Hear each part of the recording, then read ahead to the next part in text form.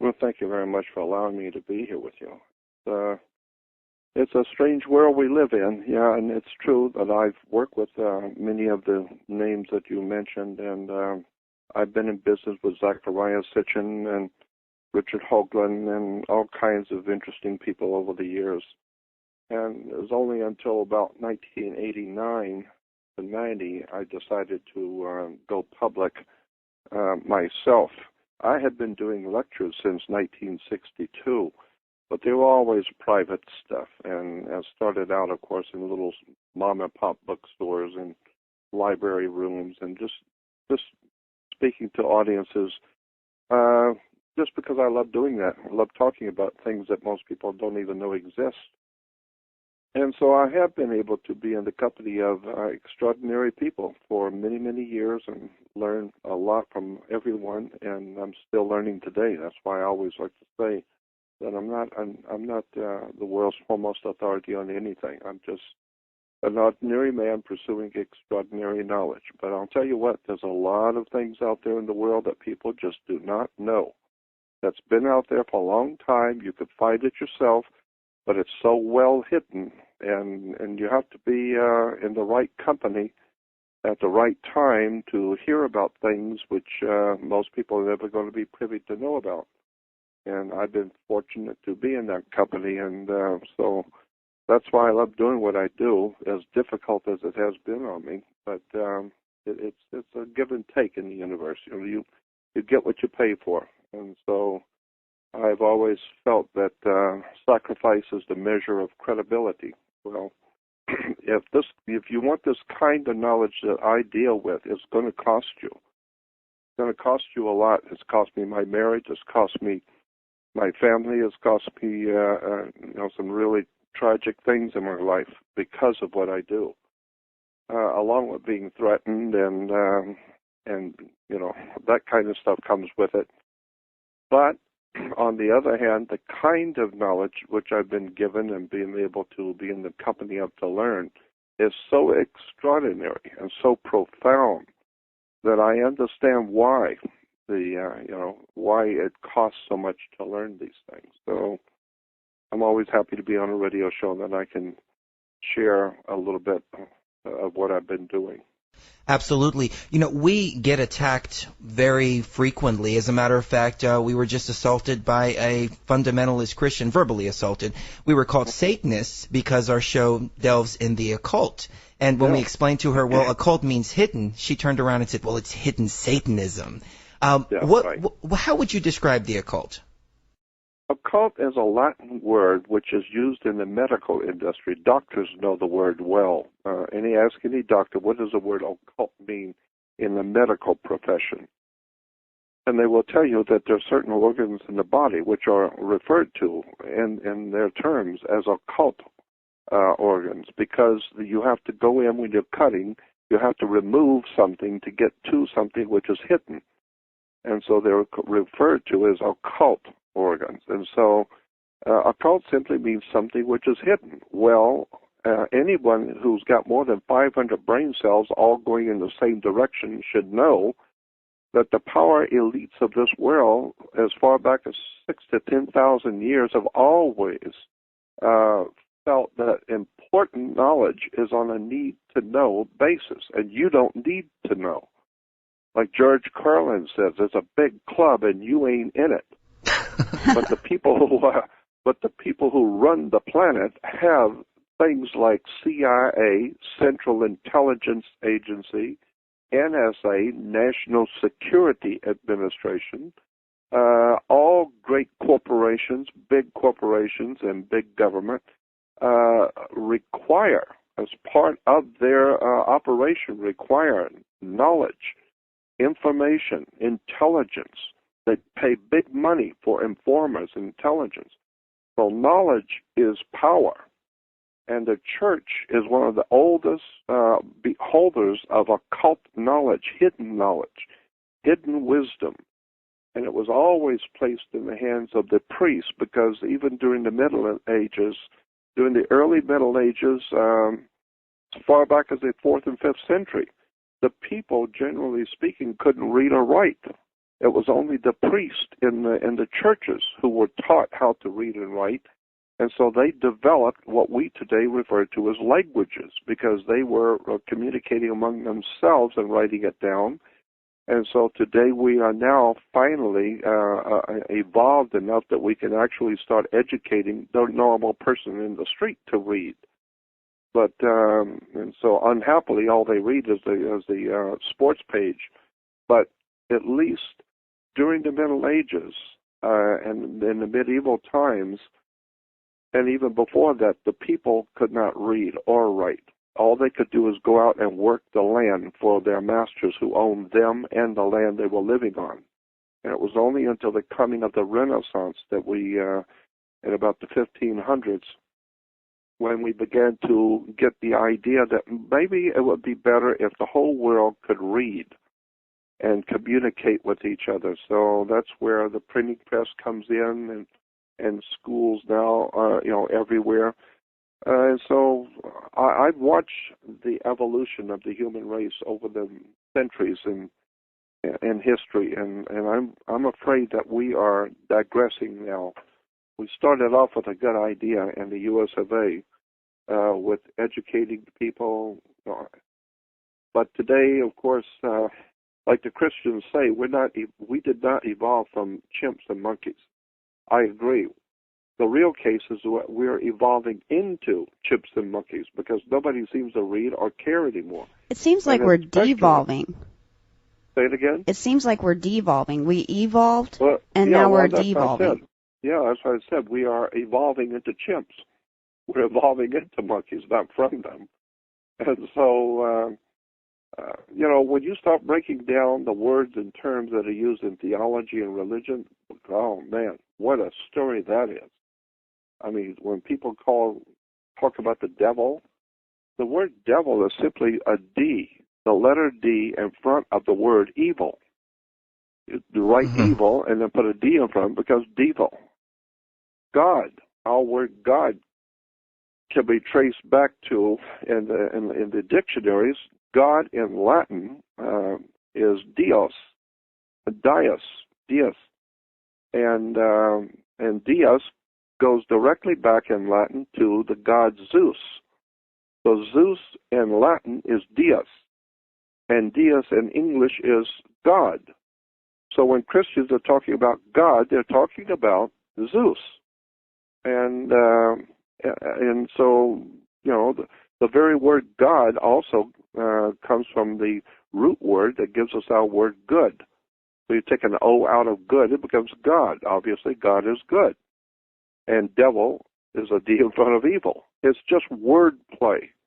And unfortunately, a little bit of information is very dangerous. So we've taught people to learn to read, but they only read a little bit. They're not too interested in real, legitimate study, like an academician. They are just read a little something, hear a little something, and before you know it, they pass it on to their children pass it on to their children, and today we have a world filled with ignorant, ill-informed, unread, dim-witted people who think that they have the whole truth and nothing but the truth, in point of fact, have no truth whatsoever. And when you really get into theology, and that's my subject, I talk a lot about the political systems, and I'm trying to get away from that because I've been talking about that for 48 years. But when you get into theology and religion, that is where the real story is. That's where the real stuff is. Because our words and terms that we use today in everyday life come directly out of the church. I mean, you've got to remember that Rome has dominated Europe for at least 2,700 years with the coming of the Caesars of Rome and the ancient Roman Empire, and then in the 5th century when it began to crumble, and in its place the Vatican came up.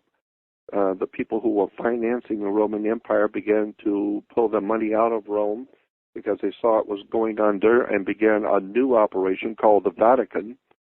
And and so that whole Roman system is still with us today, all over the world. Rome still controls Europe, and Europe still dominates the world. the planet. And so we've got 2,700 years of the church keeping secrets. That's why they have enclaves and secret meetings and secret societies. It's in motion pictures. It's in television shows. Everybody knows that. I mean, we're not privy to know what goes on, but like in the movie Godfather 3, it shows the mafia, the Cosa Nostra from Sicily, sitting in the Vatican, doing business with the Holy Father. Mm-hmm. Well, we know all of that stuff happens, but you're not privy to sit in the Vatican and hear, like a fly on the wall, what's really going on, and where the money's coming from and where it's going, and what the Vatican really is, and who the Holy Father really is, and what the real political situation on the earth really is. You're not privy to know that. Now they have a library underground, don't they? That's like 35 miles long. Yeah, and it's got carpets and lighting, and it's beautiful, and some of it is extraordinarily high tech now too. But I've seen pictures of the underground libraries. Beautiful carpets. The walls are, of course, the old chiseled out walls in the catacombs, but they're cleaned up. They've got lights now. They've got beautiful carpets everywhere. And you can walk for miles and miles and see all the documents and materials. Nothing but shelves. Yeah.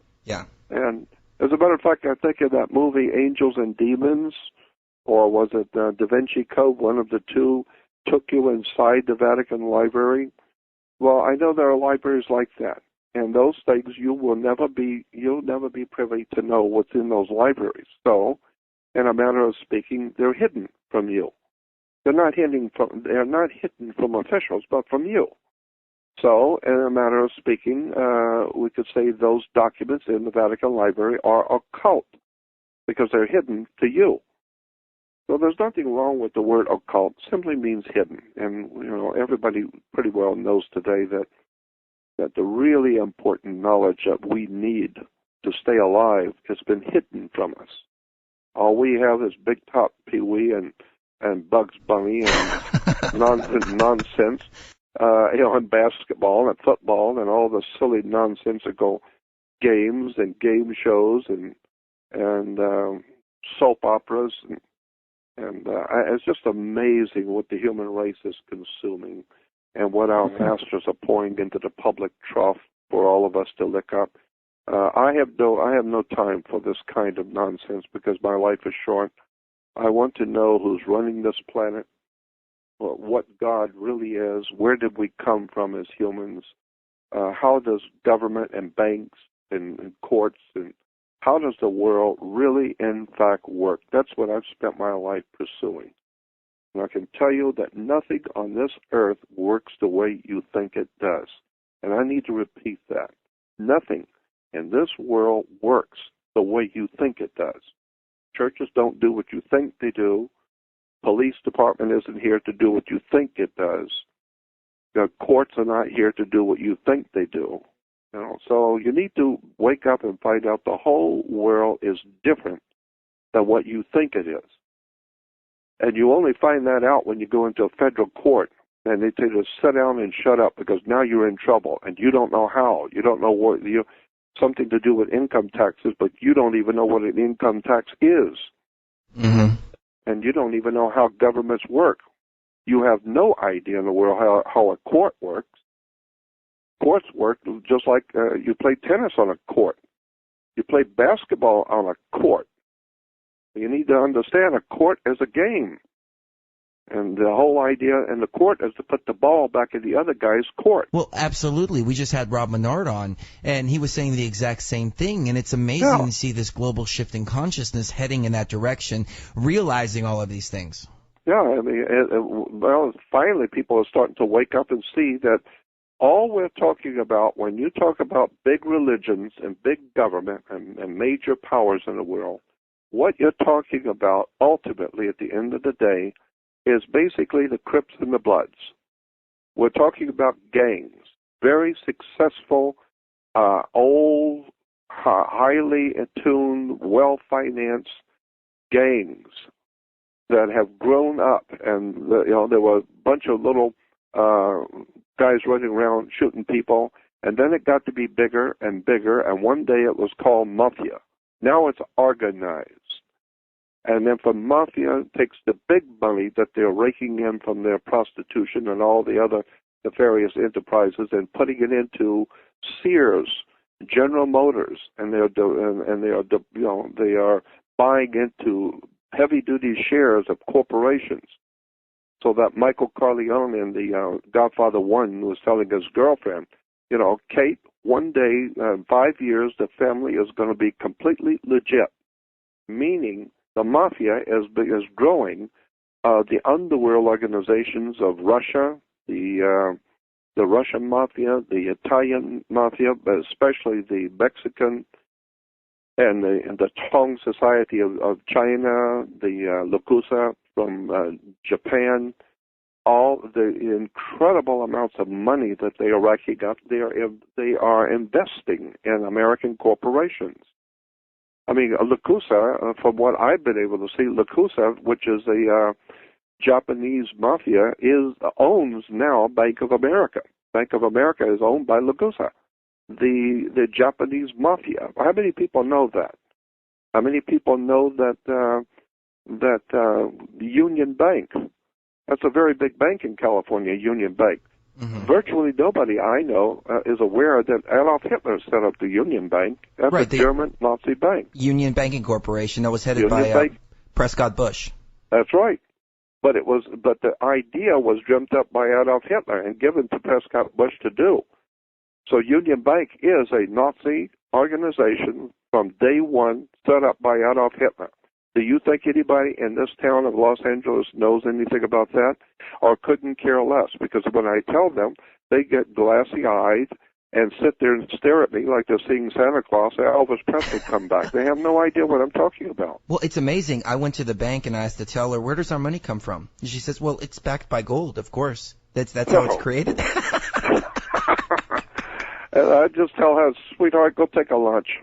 You're out to lunch. Well, it's a bit ridiculous how they're dumbing down the population. And like you mentioned earlier, at one point in time, it was actually forbidden to know how to read and write. That's right. So they're keeping these people dumbed down for good reason.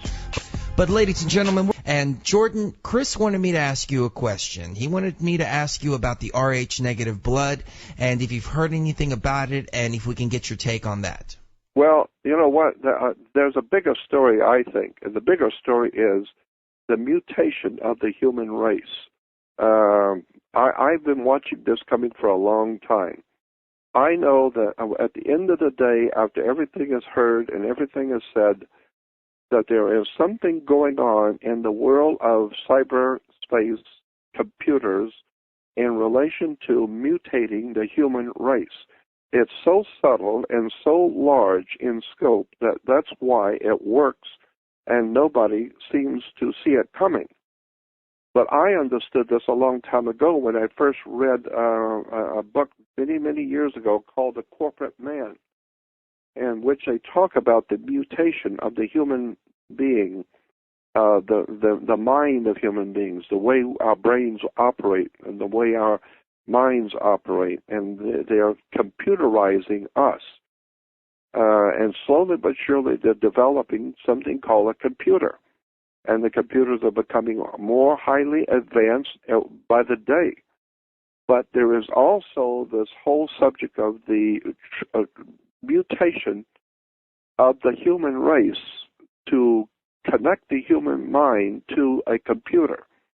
In fact, and I've been reading about human cells being connected to software in a computer, so that the brain is actually, the human brain is now part of the computer, and somewhere along the line, the computer is going to become part of the human brain. And so there's that kind of technology going on behind the scenes, which incidentally was pioneered by the Nazis. Computers were pioneered by the Nazis. All kinds of high technology and science was pioneered under Adolf Hitler. Most people don't know that. And so I've got a tremendous amount of stuff on where television was being developed, the German doctors who were working on it, how they were being financed by international banking cartels to use television as a propaganda tool to begin to sway the whole earth, to begin to remake man. We recently had Chris Everard on the show, and in his movie Spirit World, I believe, he says that the television was first created as a way to speak to spirits, basically. Does that have any? I wouldn't be surprised. Yeah. Okay. Because that makes sense. I mean, if you go back and think what it must have been like when they first come up with the idea, it probably had something to do with Tesla, but because Tesla said he was talking to extraterrestrials, and I would be a bit surprised because so much of the knowledge and technology which we take for granted today, my God, where did that stuff come from? Where did the concepts even come from? Well, are we seeing the continuation of the Third Reich, or are we seeing the Fourth Reich? Well, we're seeing the Fourth Reich because the Third Reich was never defeated. It just lost a particular battle, but it was never defeated. Okay. The Fourth Reich or the Third Reich is still in its place. We just refer to it as the Fourth Reich. They're coming back again. It's like big companies in L.A. I see them all the time. They're going out of business. They got a special going out of business sale. They're leaving town forever. And then once they close the doors, 2 weeks later they open up on the other side of town, brand new, same guys, same people, same employees, different name, and we're back in business again. Well, that's what happened with Nazi Germany. Adolf Hitler did not die. That's a bunch of bull. Adolf Hitler never died. He didn't commit suicide. That's stupid. Recently, they said that the body was a woman's body. Yeah, that makes more sense to me. I know enough about dictators and powerful people. They don't die. They're not going anywhere. The only way they're going to leave is you kill them, or they die of natural causes or something. But normally, powerful people do not put a gun to their head. That's all in movies. Mm-hmm. They don't do that. It's a club, a fraternal order, and if you're playing on the chessboard of world power, and if you get overthrown, they just give you a lot of money and send you out to an island in the Caribbean to live comfortably with your harem, and that's the way the world works. Well, right. We were just talking about this the other day. Wouldn't it be cheaper to just put a bullet in his head, though? Well, yeah, but the thing is that's not the way the system works, even among the mafia. Even among the gangs in Los Angeles, there are certain rules and regulations. Ah, okay. In the military, certain rules and regulations you cannot do. I don't care if you got the gun, if you are in charge, it doesn't matter. Certain regulations and rules apply, and that means you can't do this. And you, in the mafia, you cannot kill a made man unless it is voted upon, and if you do, then you're a dead man for doing it. So right. So there are certain rules and regulations among the world power elites. They have their own operation going. They have their own words and their own terms, catchphrases. They all at the top of the world, all the way around the earth, all the governments, the heads, and the powerful people in the world. They know how the world game is played. And there are certain rules and regulations you have to follow. Now, these symbols that we see everywhere, I know you're a master of symbolism. Are these just to laugh at us? Are they to communicate within each other? Or do they actually draw power from these symbols? Oh, they draw power from them, absolutely. But I guess the best way to explain it is the symbolism that the gangs, the graffiti that gangs spray on walls. To older people driving through the city, seeing this gang graffiti, it's a disgrace. Our kids will mess up a property with spray paint. But no. Those symbols mean something, and you can be killed if you do not respect those symbols. Because to the powers that those gangs who put those symbols there, they are very serious, and those symbols mean something, and the other gangs know what they mean. And if you're looking to go see that, if you're looking to go see God, then you wear the wrong colors and go into a particular area of Los Angeles, and you're a dead man. Why? Because those symbols that are sprayed there mean something. They are symbols that tell you something. And that's the way the world works. Well, the power elites of the world don't do that, spray can on walls. They put it on television. They have the President of the United States give a speech in which he uses terms that only those people who are well informed as to who he really is and what he actually represents, and then knows how to, been trained to know how to interpret what he just said. And that's what's always amused me. After a presidential speech, you've got all of these dumb clucks that come on to explain to you what the president just said. ABC has their commentaries, and NBC's got to explain to you what the president said, as if you're so damn stupid you didn't hear him and wouldn't understand what he said. But in point of fact, no. I'm more interested in what did he actually say to the occult secret societies of the world. What was he saying to Lukusa in Japan? How was this understood among the Tong Society of China, the international communist movements, the international criminal cartels in South America? What was he saying to them in artfully designed words? So there's a world out there of knowledge that most people will never be privy to know. It's just disgusting. There was a symbol I remember him using. It was something about "Yes, we can." Yeah. I think you brought that up. Can you explain for the listeners a little bit about that? Well, not that particular term. I was more interested in, since you brought that up about Obama, I started talking. I think you probably heard me talk about this before.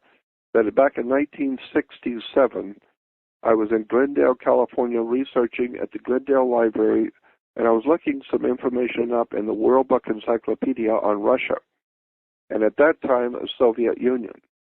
And in the World Book Encyclopedia in 1967, there was an article about the Soviet Union, and on the first page in the encyclopedia had a picture of the flag of the Soviet Union, which was the communist flag, the red flag with the with the pentagram, the red star. But then beneath that was a picture of the national coat of arms of the Soviet Union, the national coat or seal of the Soviet Union. The national coat of arms or the seal of the United States is, of course, the eagle on the back of the dollar bill. Right. It's called the national seal. Well, the Soviet Union had a national seal, and my video is called "Dawn of a New Day." Talks about that, and I talk about the fact that as far back as 1967. When I saw that national coat of arms, I realized the implications of that symbol. The sun was rising behind the earth for world communism. And so I talked in my video, which I still have on my website. You can get called Dawn of a New Day. And it's a 90-minute lecture I did with pictures showing the Soviet national coat of arms and how it has been used throughout the world by the Illuminati, communist, and Nazi, fascist organizations around the world communicating with each other. And in there, I talked for about 10 minutes about a term which is bandied about in Christianity, but is actually an Illuminati term that came out of the old secret societies of the Jesuits. And that term and that words were the New Dawn. Now talk about the New Dawn being a catchphrase that the Jesuits have used, that the secret societies of Freemasonry in Europe have used, and how Adolf Hitler used it. The communists have used that term and what it meant. Well, I don't mean to cut you off, but Obama just renamed the war in Iraq New Dawn. That's right. Wow. See, now you're catching on. Yes. Now you're starting to catch on to what's really going on here. And people will say, well, he's changing it because after September we're going to start pulling out the troops and everything's going to be fine now. I said, no, go back.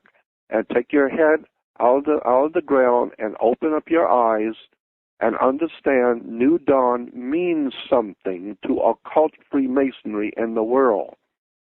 If you understand international criminal organizations, international secret societies, and fraternal orders coming out of Europe and Asia, then you will know what that term New Dawn really means. And but if it's told to Americans, all you need to know is it's going to be called New Dawn, and that $2 will get you a cup of coffee, and go back and watch a ball game because there's nothing for you to worry about because it's none of your business. Stick your head back in your iPod. And welcome back to Truth Frequency. This is Chris Gio with my lovely co-host Cherie, and we are speaking with Jordan Maxwell. The websites are jordanmaxwell.com, truthfrequency.com, and polygraphradio.com. And that clip was of Michael Sarian from his latest DVD, Architects of Control. If you haven't seen that yet, I suggest you check it out at architectsofcontrol.com. Now, Jordan, we were just heard a clip about mind control. So, it makes me wonder if these people are mind controlled from sticking their head in their iPods, like we were laughing about earlier, or are they dumbed down? I mean, what's going on here? For instance, I was at a restaurant the other day, and we were sitting around, looking around, thinking, how many people have actually heard the term New World Order? And so I go up to just some random girl, and she's actually got her head in an iPod, and I ask her, have you ever heard of the phrase New World Order? And she says, no, I haven't. What is it? And I really didn't know what to say.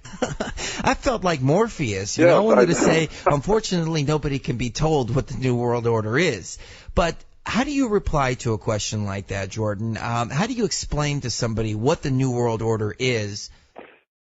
Well, I do get that a lot, and people want to know, you'd be surprised some of the incredibly stupid questions I get asked. But I try and tell, I've become very jaded now at my age, and I tell people when they ask me, look, don't worry about it. For you, the best thing to do is go back and watch football. And the reason why is because at this late date, if you don't know what's going on the earth in these last few hours that the Republic is alive, the last few hours that the human race has now in its final hours, like the Titanic, she's already one half under. She's going under now quick, and people are bailing out. So at this last and final few minutes, if you don't know what's going on, my suggestion is to go back and watch television. And when you're put into concentration camps, don't worry about it because at least you can see football. They will have sports on the TV for you when you're in prison. Because if you're an adult and you don't know by now what's going on, then you're not supposed to know. Right. I told her to Google it. That was the only thing that I could come up with. Incredible. Yeah, absolutely. I'm just amazed how many people. You know how many people go to church and don't even know where the word church comes from? And how many people talk about Jesus Christ and have no idea in the world what the word Christ means? Yeah. Talk about worshiping God and have no idea. It goes back, you can trace the word back in any good dictionary to Zeus. I mean, how many people go to vote and think they're voting for the president, and point of fact, no, they're going to the polls. Mm-hmm. But when you go to the polls, all that means is that somebody is taking a poll, not a vote. And a poll is to get a consensus of what people are thinking. So they take a poll. So you go to the voting polls, you go to the voting booth in the polls, which means the masters who run America, and there's only a handful of them, these few people who run this country, they just want to see which one of these airhead goofballs you guys like. Do you like this fruitcake over here, or this fruitcake over there, or this mentally deranged moron over here? Which one do you like? Or which ideas are going to gain the support so they can kind of move the agenda in that direction? That's exactly right. So which one of these fruitcakes do you like? Because they're all mentally deranged. They're all under our control. We've got all kinds of photographs with their women and their boyfriends, and we've got all kinds of stuff on them.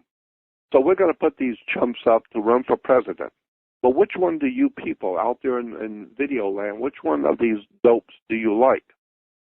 And so when the masters see that everybody likes this one guy, then that's the one we will put in charge of the corporation. Mm-hmm. And so that everybody will be happy. They're happy because they got their leader. Now, you didn't get anything. You know, like Dick Gregory used to say, in America, in America, we like to brag about the fact that we can elect, but you cannot select. That's the difference. So you can only elect the 3 or 4 chumps that the masters put in front of you. Mm-hmm. And all of them are either cross-dressers, mentally deranged, have got criminal records, or totally mentally deranged people. But they just want you to go to the polls and let them know which one of these fruitcakes do you want, will you feel good about. Well, the way I see it, they need people who have dirt on them so they can hold it over them if they get out of line. Yeah. Of course. That's why in the Skull and Bones, you have to lay in a coffin naked, and you must talk and tell audibly. You must tell all the men who are standing around the coffin. You must tell them of your secret sexual escapades. You must tell them about all the secrets that nobody knows about you. You must do that, and the men are standing around you, listening to you, and that is what you must do. And the reason why is very simple. Then they accept you into their fraternal order, and now you are in a very powerful position to become of governors and senators and congressmen, and they know that you will be trustworthy. So if not, they've got you recorded. They know exactly what you've done, and they can ruin your name in 20 minutes. Mm-hmm. So they know you will be a good, what we call, team player. You had better be a team player, because the organization, the mob, is going to be very unhappy with you if you decide you don't want to do something they told you to do. Because your name's going to be out there in the paper tomorrow morning with all of your real escapades that can be brought against anybody out there. So, that's the way it works. We saw it with Senator Craig a year ago, something like that. He started going out of line of the agenda, and boom, immediately.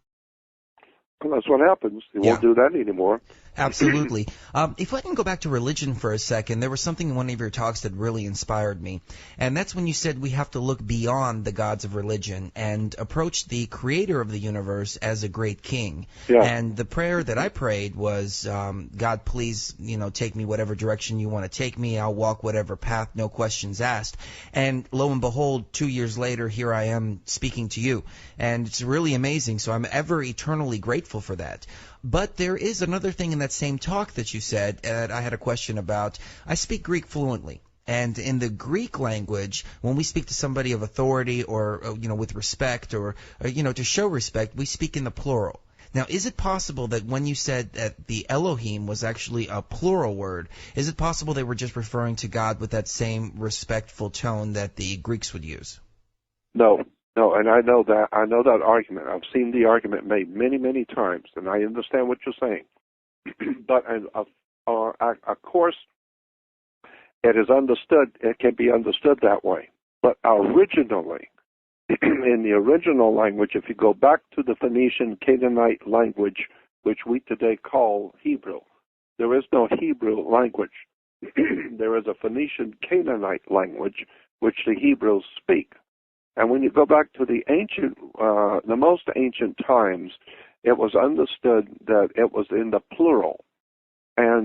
But with the coming of Christianity in the Middle Ages, and especially from the 16th century on, they began to pick up the idea and use the idea that the plural actually was a way to was just an honorable way of addressing someone with special honors. So it would be like a plural honor. And I've heard those arguments, but in actual fact, no. You go back and watch the way the religious words and terms have come down to us over the past 5,000 years or so. The answer is no. Originally, in fact, it meant plural, but it has become accepted that today, especially in modern day, that plural can mean that it was just an extra honor. So now these gods, are they the gods that landed in Sumer? Oh well, that's a whole different subject. There's so many places we could go with all of this. What was that I was going to say in relation to that thing about Elohim? In the beginning, the gods created the heavens and the earth.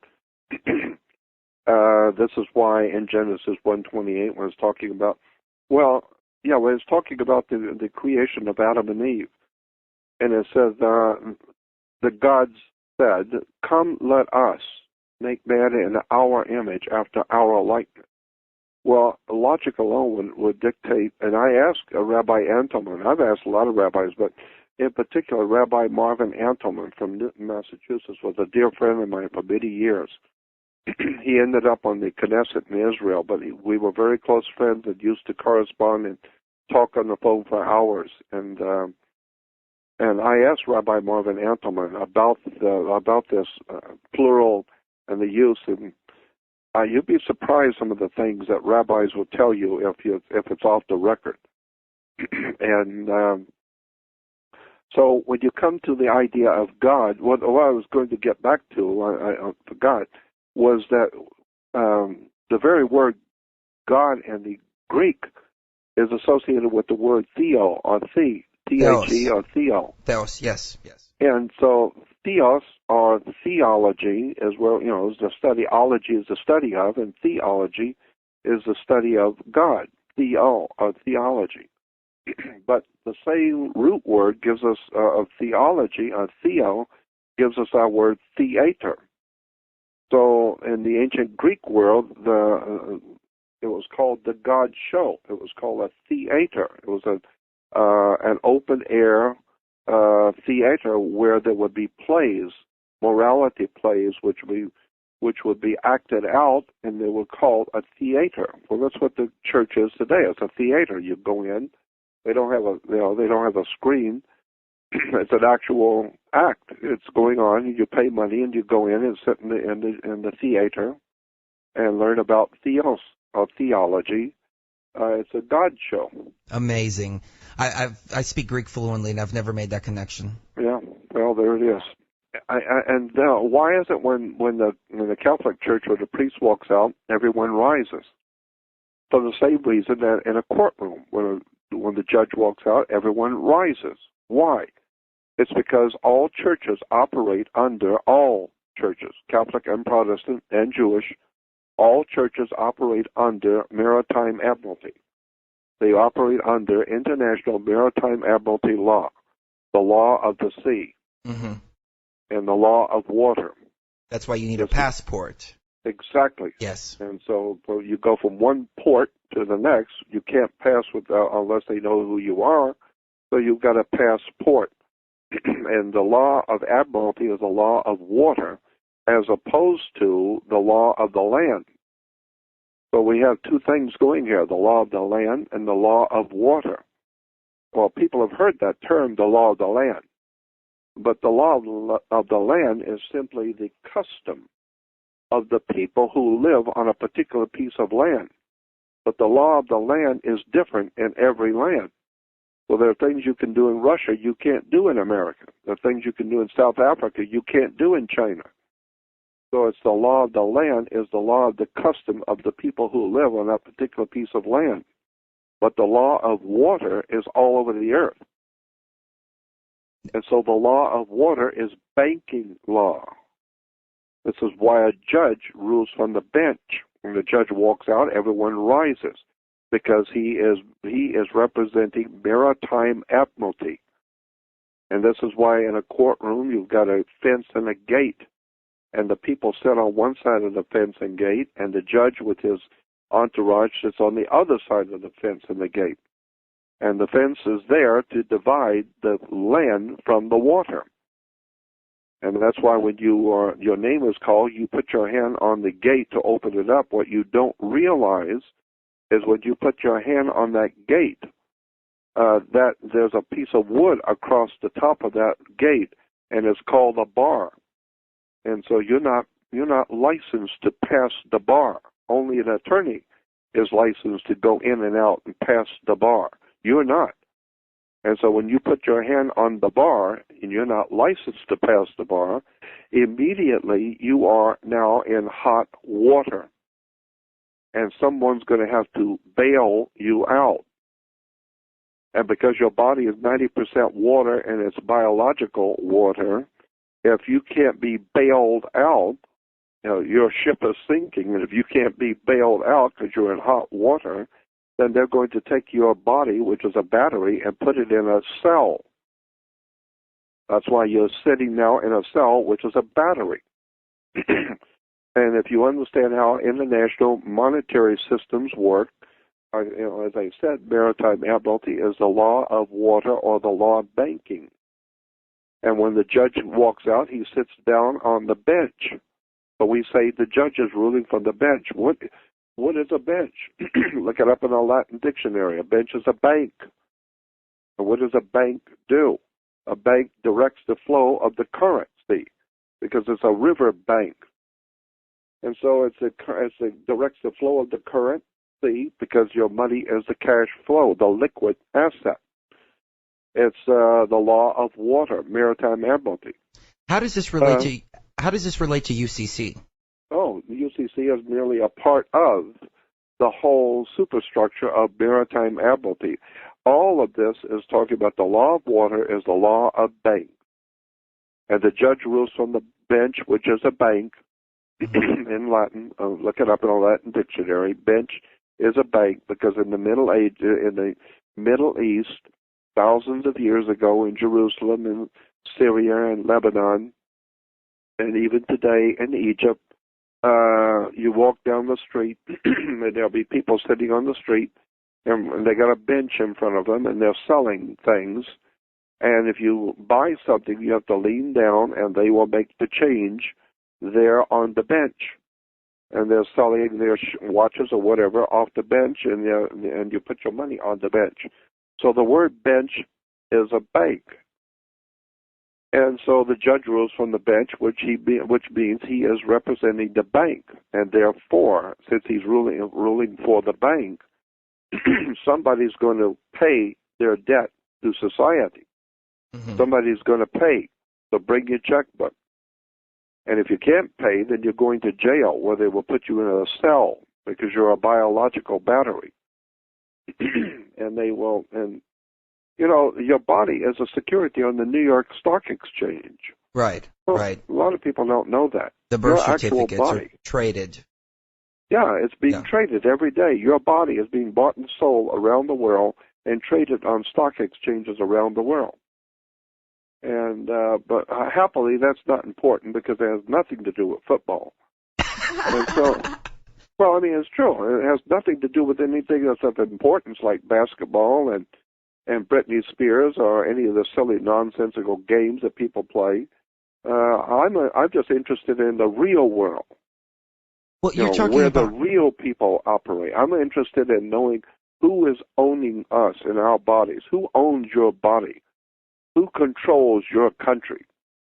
And where are you going? And I always say to Christians, if you think for 1 minute that when you die you're going to go before God and you're going to be judged before God, then my suggestion to you is that you had better start thinking about what you're going to say when you're before God and you find out that you never knew the truth about anything ever, and that you were deceived by the great deceiver.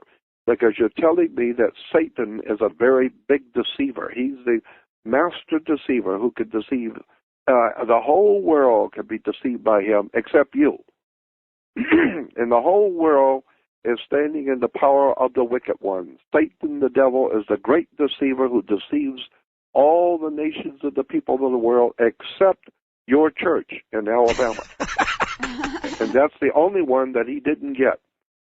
And I'm thinking to myself, so when you die, and if you're going to go before your God, you're going to look like a 5-year-old that's been caught doing something by the father.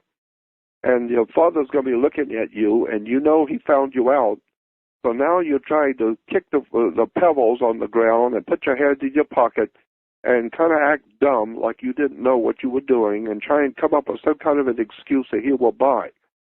And so I tell Christians, get ready for that. Because when you wake up on the other side after you die and you're before your God, you're going to find out that you were lied to from day one. You never, ever came close to knowing what was going on. So now you're going to have to explain to God how you got to be so damn stupid.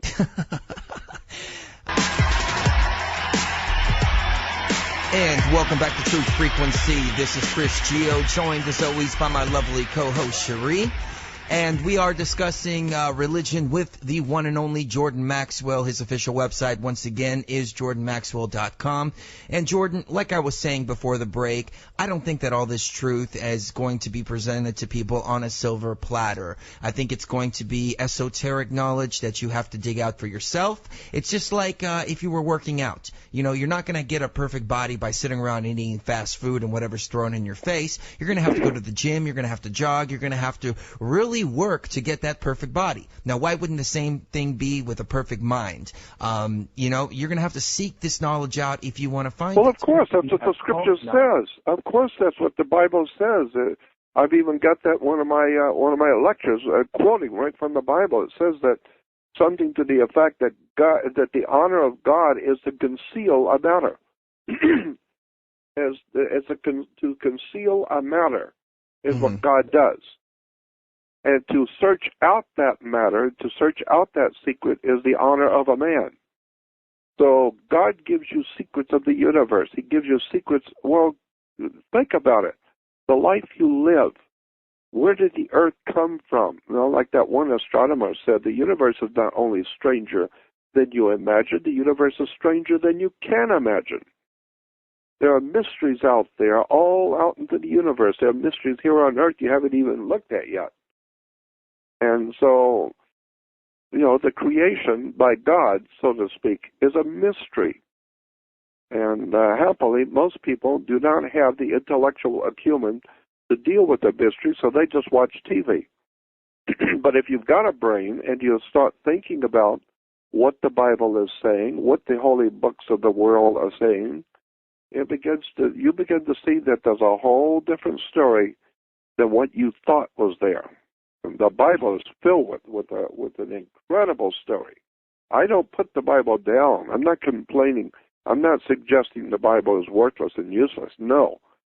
My feeling about the Bible, the Christian, the Jewish Bible, is that there is a profound, awesome stuff hidden. It's hidden in the Bible. And until and unless you start looking at the Bible as a metaphor, as a symbolic metaphor for something very ancient which has been known, and when you start breaking down the words and the terms and seeing what the Bible is actually saying, all of a sudden it takes on a completely different hue completely, and then you see for the first time that churches are as far removed from anything spiritual as anyone can be. There is nothing spiritual in Israel, period. There's nothing holy in Israel. There's nothing holy in Rome. There's nothing holy in Salt Lake City. There's nothing holy anywhere on the earth that has to do with man-made corporate religions. It's just the Crips and the Bloods, gangs that are vying for power. There's nothing holy in Israel, as I've said before. The only thing holy in Israel are the stories that come out of it. They're full of holes. When you start looking at the words and terms and symbols and the actual history of the Jewish people, their actual, real, legitimate, de jure history, not the silly nonsense they put on the History Channel and the Discovery Channel, but go to the libraries and get the old reference books and really go back and see where the Christian church actually began and who this man Jesus actually was, not who you thought was. And then you begin to see that the New Testament itself is simply a metaphor. It's a symbolic story telling you something, and that's why it even has Jesus saying though I don't believe Jesus ever existed. It's a metaphor. And the metaphor has Jesus saying, many will look with their eyes, but not see, and will listen with their ears, but not hear, and with the heart not get the sense of it. And that's exactly what's going on in both Judaism and Christianity and Islam. All three are people of the book. Because all three religions, both Judaism, Christianity, and Islam, rely on a book. Without the holy writings. Well, I seem to remember a passage from the Bible that says, "Keep your eye on God." Now, were they referring to the pineal gland? Well, that's exactly what they're referring to, precisely. And then the Bible has Jesus saying, "And if your eye be single, then you will be able to be in touch with God." What are you talking about? The single eye? If your eye shall be single, then your body shall be full of light. But if your eye is full of darkness, how great is that darkness? That was Matthew 6:22. Yep, that's it. And so, as I said, I believe that I know what the Old Testament is. The Old Testament is a document in commerce. The Old Testament has to do with commerce, business. And look up the word commerce in a law dictionary. It's interesting. Look up the word commerce in a law dictionary. It will tell you commerce by law is sex. Sex is referred to as commerce. Then look up the word in a law dictionary. Look up the word Congress. We love to have all these congressmen, and people talk about the Congress said today, and Congress did this. Look up the word Congress, what it means. Congress is sex. There's Kores and there's Congress. Now, Congress is a sex act. Where does the word congregation come in? Is that derived from that as well? Yeah, that's a whole different story. And that goes back to the word church. Church comes from a Scottish word, kirk, K-E-R-K or K-I-R-K, kirk. Kirk in Scotland is church in English. That's why you have Captain Kirk on the good ship Enterprise, because that's what a church is. It's a corporation. That's why churches are divided into denominations, 10s, 20s, and 50s, and 100s. So when you get Star Trek, taking Captain Kirk, captain goes back to the word capital, which means money. Capitalizing means to put money into. So the captain of a ship is, when you start breaking down the maritime admiralty words and terms, well, what a story. Why? And it also has to do with the fact that all ships, rocket ships, sailing ships, any kind of a ship, has to be female, always. That's why all captains will talk about their ship, whether it's an airship, an airplane, jet, whatever it is, it's always she. She's a good ship, she's seaworthy, she's this, she's that. Because all ships by maritime admiralty law are female. Why? Because she produces the product. Without her, there ain't no product. So she produces the product. She's the one that keeps business going. Without the woman, there is no business. The men are going to die off, and that's it. It's over. No more business. The game's up. Why? Because the women are not producing. So the woman produces the product. That's why all ships are female. And consequently, when a ship pulls into harbor, let's say it's bringing in $800 million worth of Toyotas. Well, yesterday when you were at work, the ship wasn't here, but this morning you came in, there's a ship here. So it has manifested. Now, what is it manifested? Well, it manifested $800 million worth of business. So each one of those Toyotas or televisions or whatever came in on a ship. Ships come in on water. And so therefore each one of those Toyotas or TVs has to have its own certificate of manifest. And so on each item has to have its own certificate.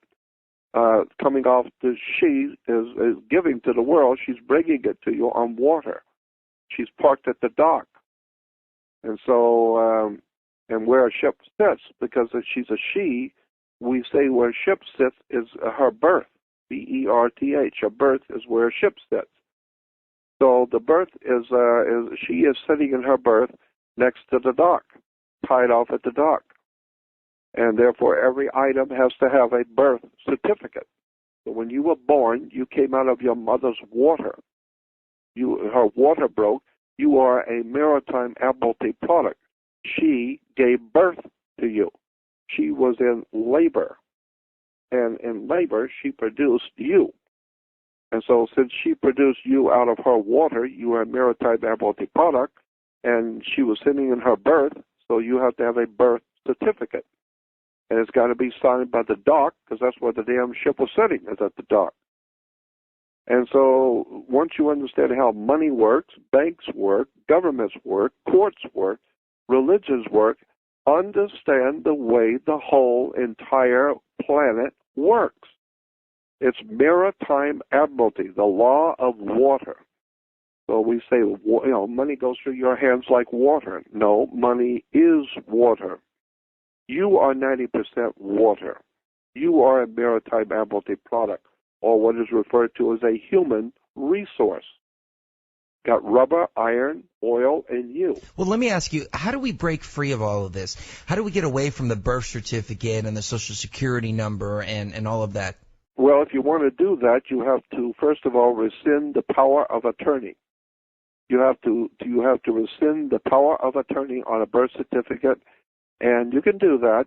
You can contact the Social Security and tell them you do not wish for Social Security to represent you by law any longer, and no longer to have the power of attorney over your birth certificate. Because that's why when you go into a court, they ask you, how do you plead? Well, if you don't want to plead, it doesn't matter. The judge can enter a plea for you. Why?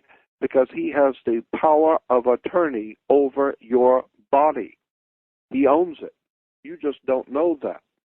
You don't understand the court actually, in fact, owns your body, because the court represents maritime admiralty, which is money, which is the stock market, and your birth certificate is on the stock market. You are nothing more than a maritime admiralty product. That's why if you're getting married and the woman or man that you're marrying comes from a wealthy family, we say, well, they are of good stock. What do you mean stock? I'm not marrying a cow. No, but they're good stock, meaning that they are a stock on the New York Stock Exchange. But unlike you, who are poor, they are good stock. They are what is called premium, a blue chip stock. And you get blue blood from that as well. Yeah, and so if you're going to get married, incidentally, every person's body is a corporation. That's the way they set it up. That's why the names are all in capital letters. Exactly. Yes. Exactly. So therefore, if you are a corporation, when you die, you're a corpse. Why? Because that's what your body is. That your body is a corporation. And so now it's a defunct corporation. It's not doing much business anymore, so it's buried. It's out of business, but it was still a corporation. It's a corpse. And so when one corporation is doing business with another corporation, there's no problem with that as long as you understand a corporation operates under what is called corporate law. And corporate law is part of maritime admiralty government. So if you're going to start a corporation, you just don't go out and put your hand on a rock one night and say, I'm going to be a corporation. No, you had better go file papers with the federal government and the state government stating that you want to file and start a corporation. You can do that, but you better file it with the government. And once you file it with the government, now you find out that being a corporation, you get certain privileges and perks, but you also have to now have a president of the corporation. And you have to have, according to corporate law, you have to have a vice president and a secretary treasurer. That's the law. All corporations have to have a president. Banks are corporations. They have to have a bank president. General Motors is a corporation. It has a president of General Motors. President is a word which is used in commerce to mean he's the head of a corporation. Well, in order to start a corporation, you need a president, a treasurer. You need about 5 different offices. But the first 3 are the ones that you have to have. Okay. You have to have a president, vice president, secretary, treasurer. Right. Well, that's what we have. We got Obama, who's the president. And that's why once a year, all of your everyone's body is a security on the New York Stock Exchange for the corporation. So once a year, since the corporation is now dealing with the public, you have to have a stockholders meeting. So once a year they have a stockholders meeting, but if you can't be there, you have your representative, which is a congressman and a senator, and he will be your representative or your proxy at the stockholders meeting because he's representing you. There's the constituents in his district. He's representing your body, which is one stock on the stock exchange, and he's got 700,000 people in his area that he represents. So 700,000 times 6 million is a lot of money, so that's why the senator is very important. He represents to the corporation in Washington, D.C., the privately owned company called United States Corporation. He represents a lot of money. That's why he's Mr. So-and-so and Congressman so-and-so and Senator so-and-so. Why? Because he represents Maritime Admiralty, your body, and 700,000 more like you in his district, which represents a lot of money. And now he's going to hear the president of the corporation talk about what has he done for the corporation. So once a year, you hear the secretary, or you hear the Speaker of the House say, "Ladies and gentlemen, the President of the United States," and everyone rises. Well, you better rise. He's the president of the corporation. You may hate him, you may know he's a scumbag, but you are merely a member of the corporation, and you had better stand and smile because he's the boss. Period. Amazing. This is a great discussion. You mentioned two things. You mentioned water, and you mentioned the occult. And when I think of things hidden by water, I think of Atlantis. Does this tie into Atlantis at all? Of course it does. Absolutely. Maritime Admiralty, the law of water, and how water, what they did. Maritime Admiralty is the law of water, and the law of water is the law of business, commerce, money, changing hands. So therefore, you can get a credit card in Japan and go to South Africa for a vacation. Why? Because it doesn't matter what color you are, where you come from. We're talking money. Do you have a credit card or don't you? Do you have the money in the bank or don't you? And so therefore it has nothing to do with the law of the land. It has to do with money. And money is the same all over the earth. It's the cash flow, the liquid asset, and money goes through your hands like water. No, money is water. So therefore, your question was, again, go back to your question. Oh, does this tie into Atlantis at all? And I know they want to bring in the new Atlantis. Well, that's what America was supposed to be. America was supposed to be by the Founding Fathers. They said that. I've got documents showing that the Founding Fathers said that America was to be the new Atlantis, and the new Atlantis in America was going to reestablish the Saturnian New Age, the New Age of Saturn. Saturn was the god of and was Lord of the Rings. Mm-hmm. Well, even Christmas is celebrated at the same time as the. Well, of course. But see, a lot of people don't know that. Jews wear something called a yarmulke. It's a little skull cap. Mm-hmm. They think that's Jewish. No, the Pope wears a skull cap. The Pope wears the yarmulke, not the Jew. The Pope. And the cardinals wear the yarmulke, not the Jew. Cardinals in the Catholic Church.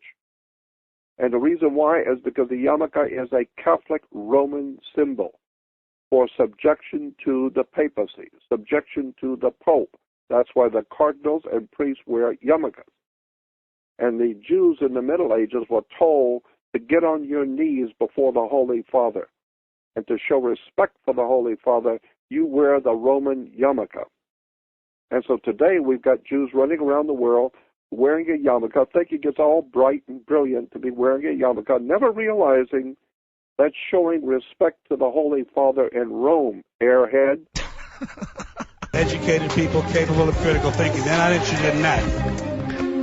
And welcome back to Truth Frequency. I am Chris Gio, joined as always by my lovely co-host Cherie. And on the line, we are speaking with Jordan Maxwell. His official website, once again, is jordanmaxwell.com. Our website, of course, is truthfrequency.com and broadcasting from polygraphradio.com. And let's go back to the conversation, Jordan. We were talking about the yarmulke and the connection to the Roman Church. We talked a lot about Rome and the Catholic Church, but let me ask you this: what's the history of the Jews? Because I was speaking with somebody the other day, and we were theorizing, could they be the actual descendants from Sumer? I mean, are they the real Sumerians, or what's your take on that? Well, I wouldn't have been surprised that, well, obviously they must be connected somehow. But as I said, there is no actual Hebrew language. And Hebrew itself is a derogatory term. That's not a very nice word in the old countries, in the Middle East today. That's not a very nice term. Calling somebody a Hebrew is a derogatory term. It simply means, it's the same idea as calling a Mexican, illegal Mexican, a wetback. It's a derogatory term. It means you came across, in a river, and came and crawled under a fence, and you got a wet back, and you come into this country illegally. So you're an illegal alien, wetback. Well, in the ancient world, Hebrew meant, it was actually Iberu meant one who crossed over illegally. So in Egypt, if you crossed over into Egypt illegally and came in as an illegal alien, they called you an Iberu or Hebrew. So Hebrew means some scab who came in undocumented into our country in Egypt. So they were called Hebrews. They have a lot of the words backwards. I think I remember you mentioning that Yahweh actually meant like an orgasm. That's right. That's why even Jewish physicists today will tell you that the whole universe came into, God created the universe. And so the whole universe came into existence through a big bang. But come on, what are you talking about, big bang? And so, I know what a gangbanger is, but you're talking about God brought the whole universe into a big bang. The whole thing is ludicrous on its face. Once you understand the words and the terms for God, once you understand that there is no Hebrew language, there is a Phoenician language which the Hebrews speak. That's like saying that you speak American language. No, you're an American, but you speak the English language, not American. The same thing is true with Hebrew. Hebrews do not speak the Hebrew language. Hebrews speak the Phoenician language. The Phoenicians are the ones we call Canaanites, are the people who today we call Jews. The Jews are a Phoenician people. The Phoenician Canaanite people are today referred to as Jews. So the Hebrews or Jews today speak the Phoenician language. There is no Hebrew language as such. Hebrew is not an original language. Hebrew comes directly out of Phoenicia. Now, are these the Jews that we hear about who do the sacrifices and the child sacrifices and rituals and things like that? Well, that's kind of a difficult subject. Incidentally, they're still doing human sacrifices here in L.A. I can take you places up here off of Mulholland Drive and Mulholland and Coldwater Canyon where they still do up until I've heard even as recent as a couple of years ago, still doing child sacrifices up there in the hills of Hollywood. So we still have child sacrifice and human sacrifice right here in L.A. That's a fact of it's a fact of life. Now the term Hollywood, that actually comes from the magician's wand, isn't that correct? Yeah, the magician's wand. It's an old Celtic Druid symbol, the old Celtic Druid system, which controlled Europe before the Roman Empire ever came about. There was a whole system of government in Europe before Caesar, and it was a Celtic Druid system. And so much of the Celtic Druid system, of course, it was brought into the Jewish system, so that the Jewish high priests are actually Celtic Druid high priests. And the Druids, one of the main symbols in the old Celtic Druid system was a magic wand. Magic wands were always made out of the wood of a holly tree. It was made out of Hollywood. And we still have Hollywood, working on magic on us. And, one of the gods of the ancient Hebrews was the planet Saturn. Saturn was one of the gods that we refer to as Yahweh. Yahweh was connected to the sex. It was connected to the sun. It was also connected to the planet Saturn. Over the centuries, over the years, it mutated and took on different meanings. But Saturn was a very important planet, a very important god to the ancient Jews and ancient people.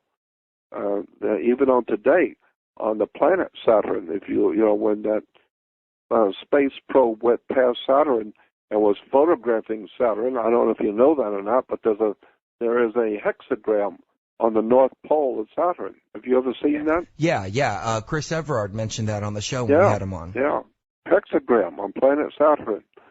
Saturn was referred to in the ancient world as Lord of the Rings. And so Hollywood is still making movies about Lord of the Rings. Their god, the god of the Hebrews, was Saturn, Lord of the Rings. And so they're telling you a story from the old ancient Hebrew and the old ancient Jewish system of religion. Today it's called Lord of the Rings. And so Gentiles go to see the movie and think it's beautiful, it's well done, but they haven't got the faintest idea what's going on, just like Star Wars and Empire Strikes Back and all this stuff. People go to these movies and they have no concept, no idea in the world what Hollywood is telling you. They're telling you something. But happily, again, I go back and say, but what they're telling you in Hollywood, what they're telling you in television and movies, most people just don't get it, and it's unfortunate.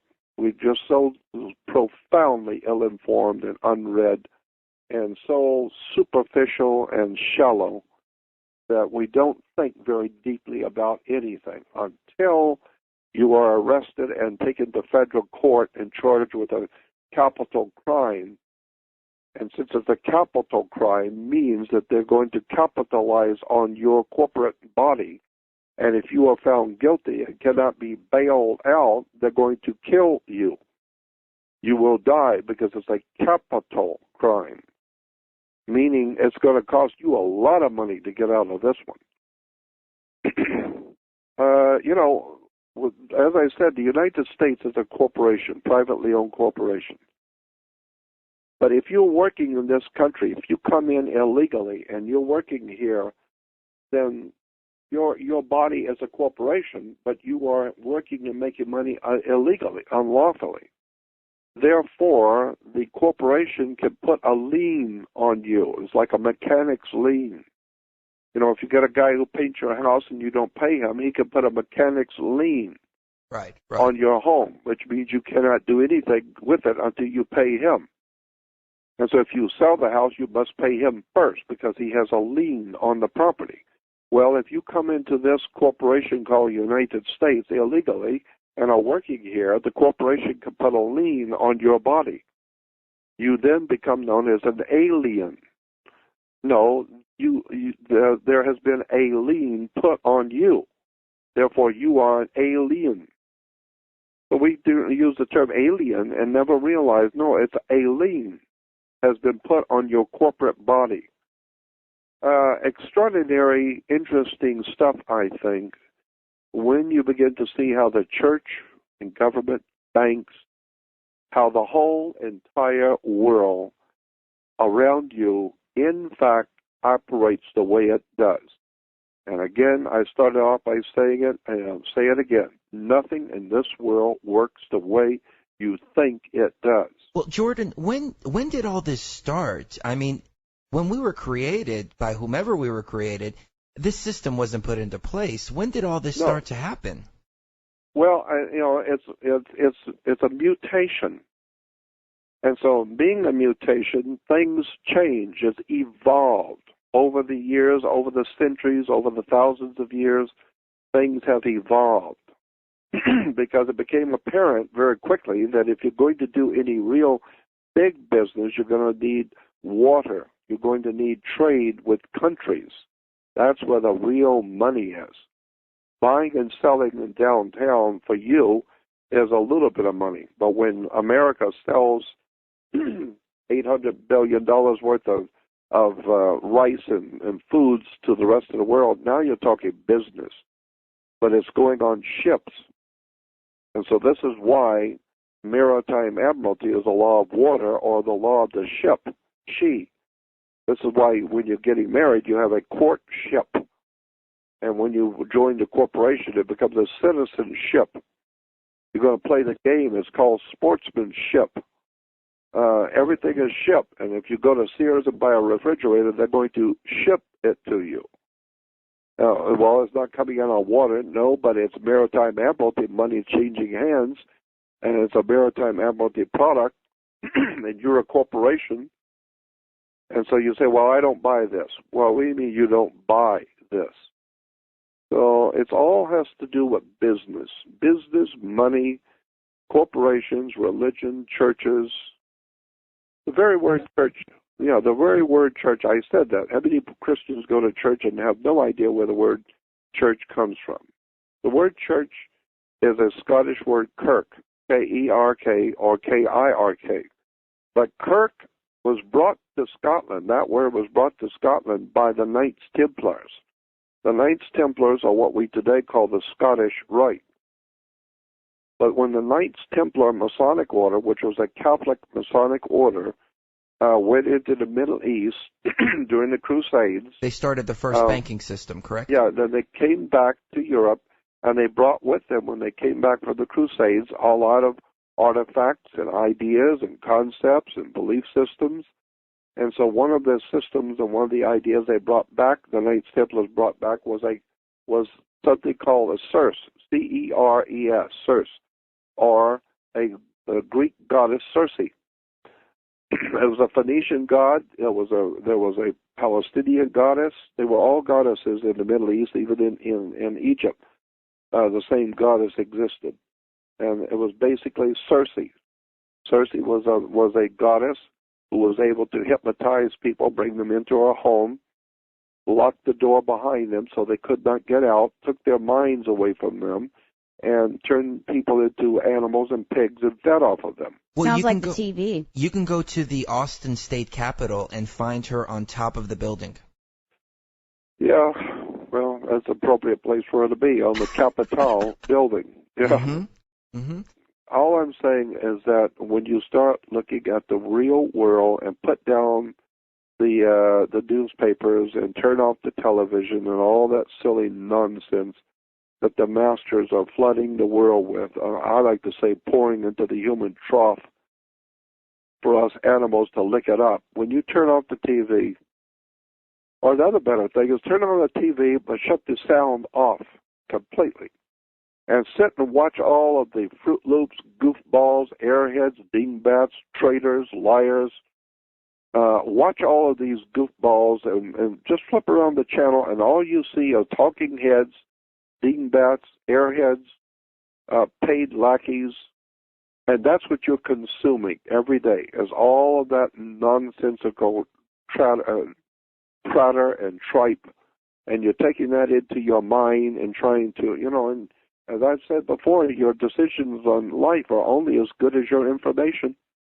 Well, that's an interesting word, consumer. I was on the internet the other day, and there was actually an article stated that said how to be a better consumer. Yeah. Where does the word consumer come from? Well, it obviously comes from to consume, which means that's the way you do business. If nobody consumed anything, there would be no business.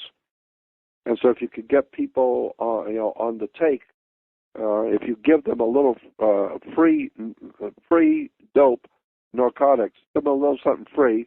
Once you get them hooked, now they want to consume it every day. So now you've got them hooked.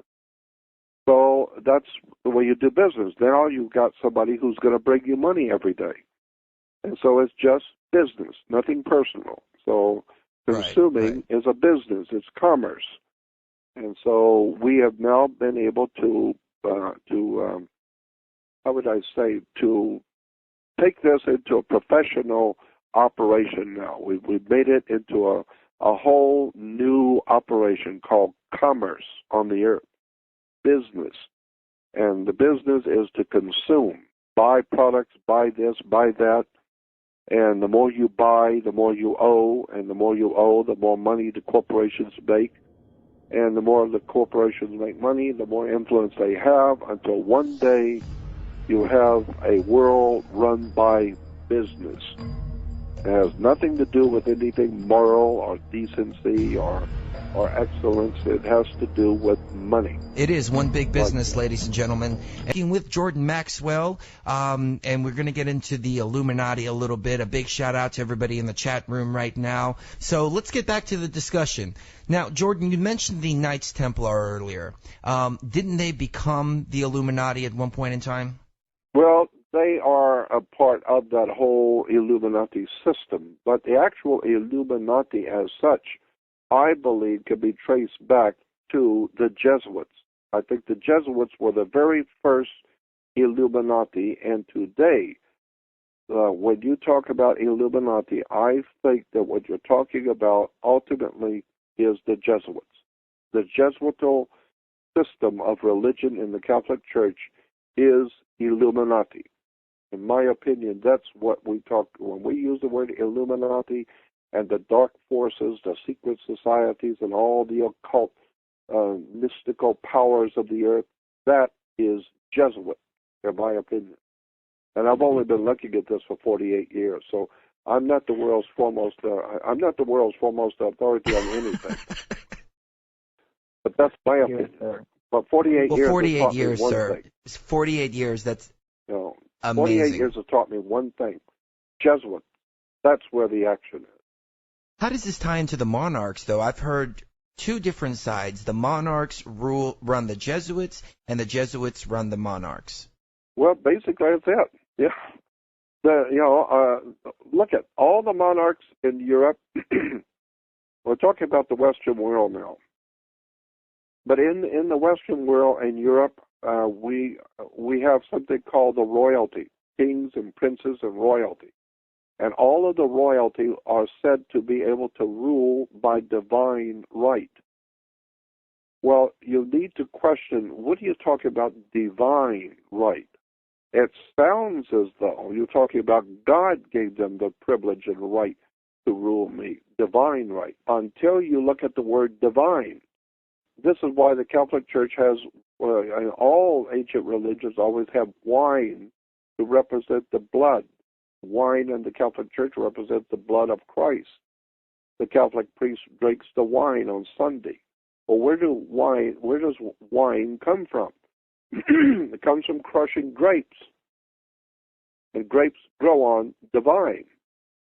And so, therefore, divine gives us our whole idea of the crushing of the grapes, the holy wine, which represents the blood of the human race, and the earth is the holy chalice, the holy grail, and our blood is the wine of the earth in the holy grail.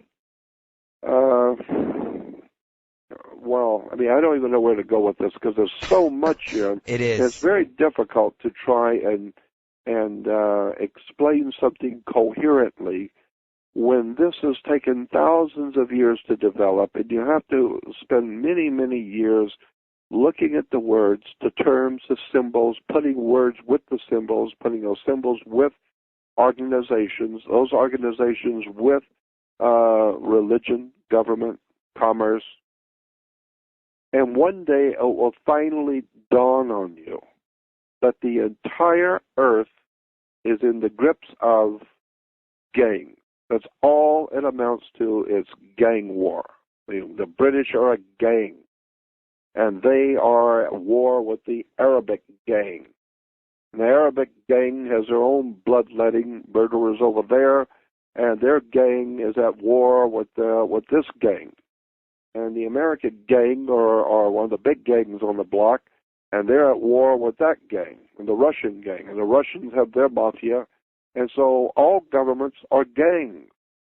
They're organized and very, very well dressed and have the attorneys, but then so did the mafia.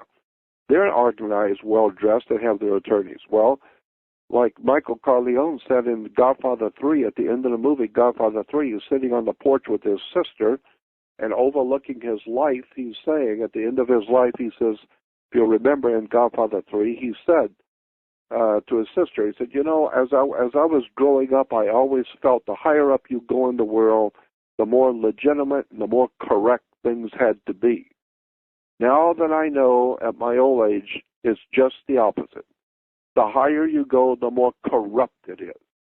Absolutely. Well, if that's true, which it is, obviously, because at the bottom, all of this is business. It's just corporations, the Vatican, as opposed to the Protestant world movements, as opposed to the Jewish world movements, as opposed to the Islamic world movements.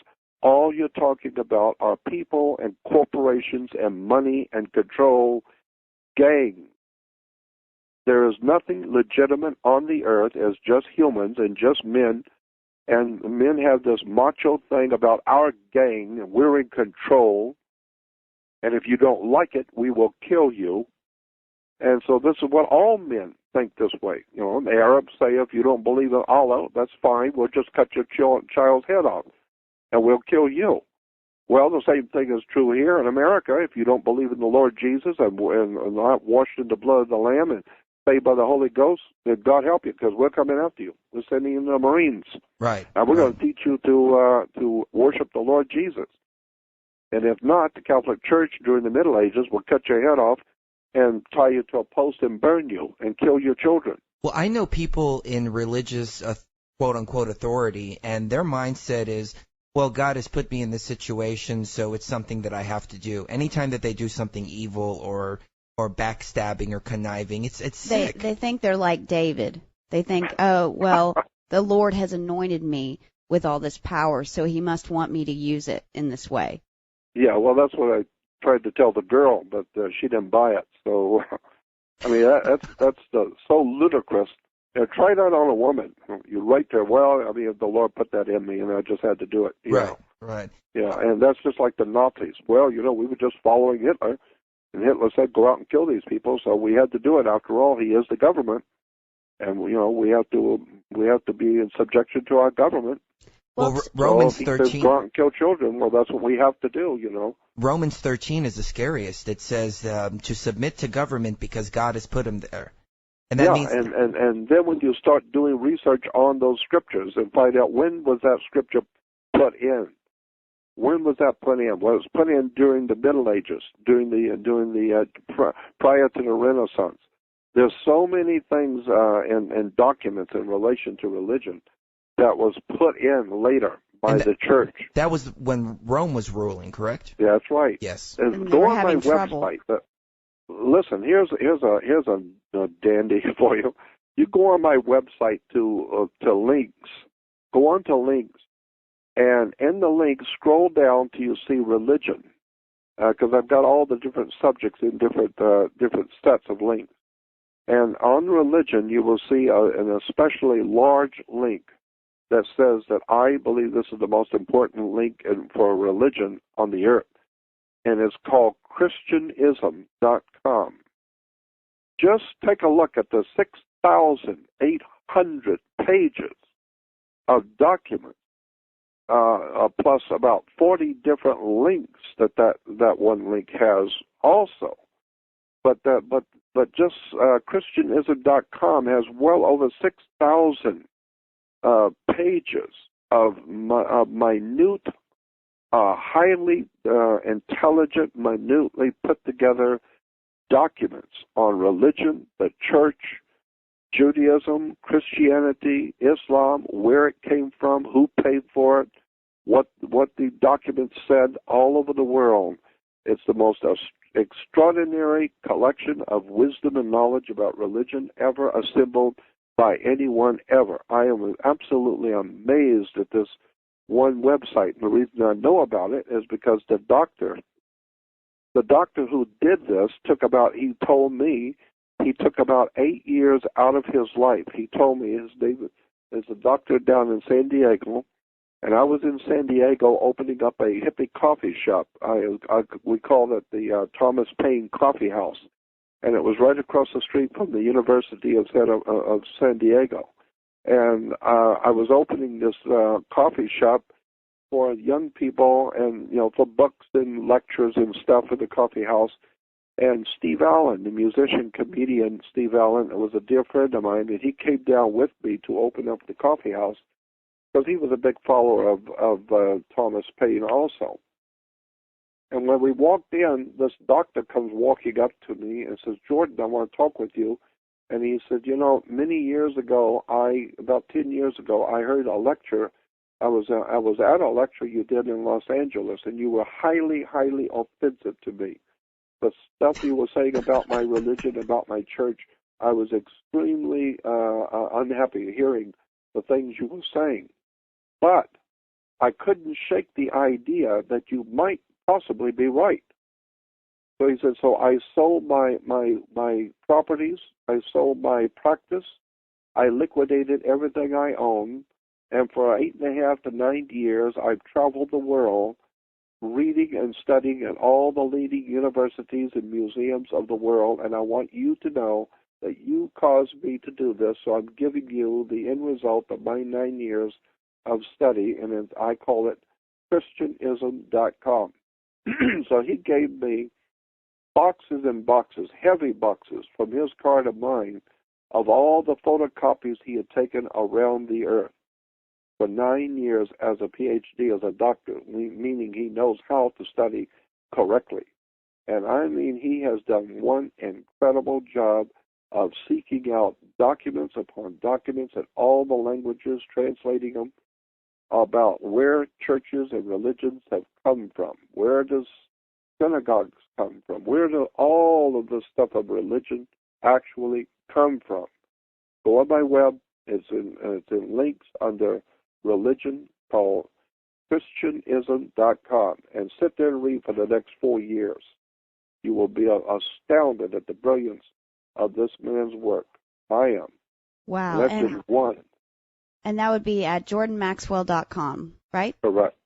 Okay. Very simple. Jordan like the river, Maxwell like the coffee. jordanmaxwell.com. Now, speaking of your website, I noticed you came out with 2 new DVDs. Can you give us a little synopsis of Moses the Lawgiver? Yeah, Moses the Lawgiver. Everybody talks about Moses, Moses this and Moses that. And we've got all these glorious stories about Moses. But there's a whole world of knowledge about Moses that virtually nobody's ever heard of. And I don't want to give away the secrets, but there's a world of knowledge about Moses, and Moses is involved in a lot of things that people, even Jews, have no idea in the world that who Moses actually in fact was, and what the word Moses means and where it came from and why he was called the lawgiver. And so I just do a 90-minute or whatever it is, maybe it's an hour and 90 minutes, whatever it is, lecture on with pictures and documents on showing the stuff that Moses was really into that you have never heard. Now, does it have anything to do with the sacred brew called ayahuasca? Yeah, one quarter of it does, yes. Mm-hmm. Okay. Yeah, it has to Very do with nice. drugs. We had Dr. Rick Strassman on, and he's actually writing a book about the connection between ayahuasca, the 10 Commandments, and how Moses was possibly on ayahuasca at the time. That's right. Yep, you got it. And that's exactly what I'm talking about, but that's just one of about 5 different sections. That was one section on Moses and hallucinogenic drugs. And there's a lot of information on that in Israel and in Jewish publications that people don't know anything about. Never heard it, never heard anything about it. It's all right there. All you got to do is just get interested and go do some research. But I've got about 4 other interesting, nefarious things that Moses was involved with that have never been told. So, you know, like I said, the best thing to do is just get the video. You'll see what I mean. There's Excellent. all kinds of things. Absolutely. And then this other one called The Hidden Dimension in World Affairs. The Hidden Dimension in World Affairs, I'm talking about the religious backing behind the world governments. All world governments have religious backing. And when you see the fascists in Italy under Mussolini, the Nazis under Adolf Hitler, in America under, behind the American government is the Vatican. Vatican is behind world governments, also behind America's government. The United States Corporation is a Vatican operation. And if you go back to the history of Rome, you will see in the history books that Caesar ruled from something called Capitoline Hill. Capitoline Hill was the seat of power for the Caesars. So in the morning, it is said in the history books, go read the history books, go to the library, and you will see the history books will tell you that in the morning, Caesar, quote, would go up on the hill, end quote. Mm. He would go up on the hill because he was going to officiate over the Senate. The Roman Senate was up on the hill. So it's like Capitol Hill. That's right, Capitol Hill. Well, that's where he went, to Capitoline Hill. Capitoline Hill is today Capitol Hill. Same word in English. Wow. So Capitoline Hill is where the Senate was, and so the Senate was Roman. And therefore, the word Senate, the word senator means an actor. Someone who acts in a play is called a senator. And the Congress, of course, is sex. So, it's just an extraordinary story of the fascists, the Nazis, the SS, the Gestapo, the Vatican, all of this story that's never been told. I do a 90-minute or an hour, 90-minute presentation showing you documents, pictures, photographs of the whole world of the hidden dimension in world affairs. Stuff you've never been told about government, where governments come from, how they're financed, and how the church is the ultimate power behind all governments. How does this all tie into 2012? We ask every guest this because it seems like this agenda is counting down towards 2012. What are your views on that topic? Well, first of all, I'm not anywhere near being knowledgeable on 2012, although I've been in the company of the guys who are the experts, and I've heard all the experts. The one person that, I've got so many friends who are really well-read on that subject. I'll just give you my opinion. I think that 2012, incidentally, I have to cough a lot because I've had some very serious problems with my throat and my lungs. It's not a problem, sir, not at all. No problem whatsoever. And I've had doctors trying to keep me alive, working on my lungs and in my throat. I've got some very serious problems with my lung and my throat. But maybe it's because I've been talking so much for 46 years. You're gonna be in our prayers because we need every brain like yours that we can get. Really, Jordan. Absolutely. I mean, you're a veteran. Yeah, you are of this movement. Exactly. Well, I appreciate that, and I just do what I do, hoping that somebody will hear, because I'm not getting any younger, and I just do what I do. If somebody's supposed to hear it, they will. If they're not supposed to, they won't. Well, you've changed my life. Like I told you earlier with that prayer, it took my life in a completely different direction, and everything started making sense. Every event that started happening in my life made sense to lead up to the next event, and here I am hosting a radio show, no radio experience. We started calling up all these guests, Michael Sarian, Rick Strassman, everybody. Sure, we'll come on the show. We called yourself, and sure, we'll come on the show. We're getting the message out with you. Well, I mean, like the Bible has Jesus saying, you have not because you ask not. Yeah, right. Exactly. Ask and you will receive. Knock Seek and you will find. Knock and the door shall be open unto you. you. Knock and the door will be open. But if you're just sitting and watching basketball, then hell, ain't nothing going to happen. Absolutely. You got to get out there and do something, whether it's a radio show or write a book or get out there and talk to people or even do things for your own spiritual enlightenment. We all need to start seeing things from a different perspective. And once we do start seeing things from a different perspective, we'll stop yelling at the movie screen and actually change the movie itself. So on that note, ladies and gentlemen, let's take a quick break. We are speaking with the legendary Jordan Maxwell. So, Jordan, let me get your take real quick. if you have any thoughts on this Austin plane crash that happened a couple of weeks ago. Well, I feel sorry for the guy because he didn't understand. Let me go back and just remember that question. If you have a two-story building and you're going to put a lot of weight on the second floor, logic alone would tell you that you need to go downstairs first with a building inspector, get on a ladder, and go up through the ceiling tiles and look at the foundation of that floor to see if it's going to hold that kind of weight. Before you go putting printing presses and everything upstairs, you better find out what the timbers look like or how many studs there are and if it's going to hold that kind of weight. So what you're doing is you're going downstairs to go under the foundation. So what you're doing is standing under the foundation, and that's where you get understanding.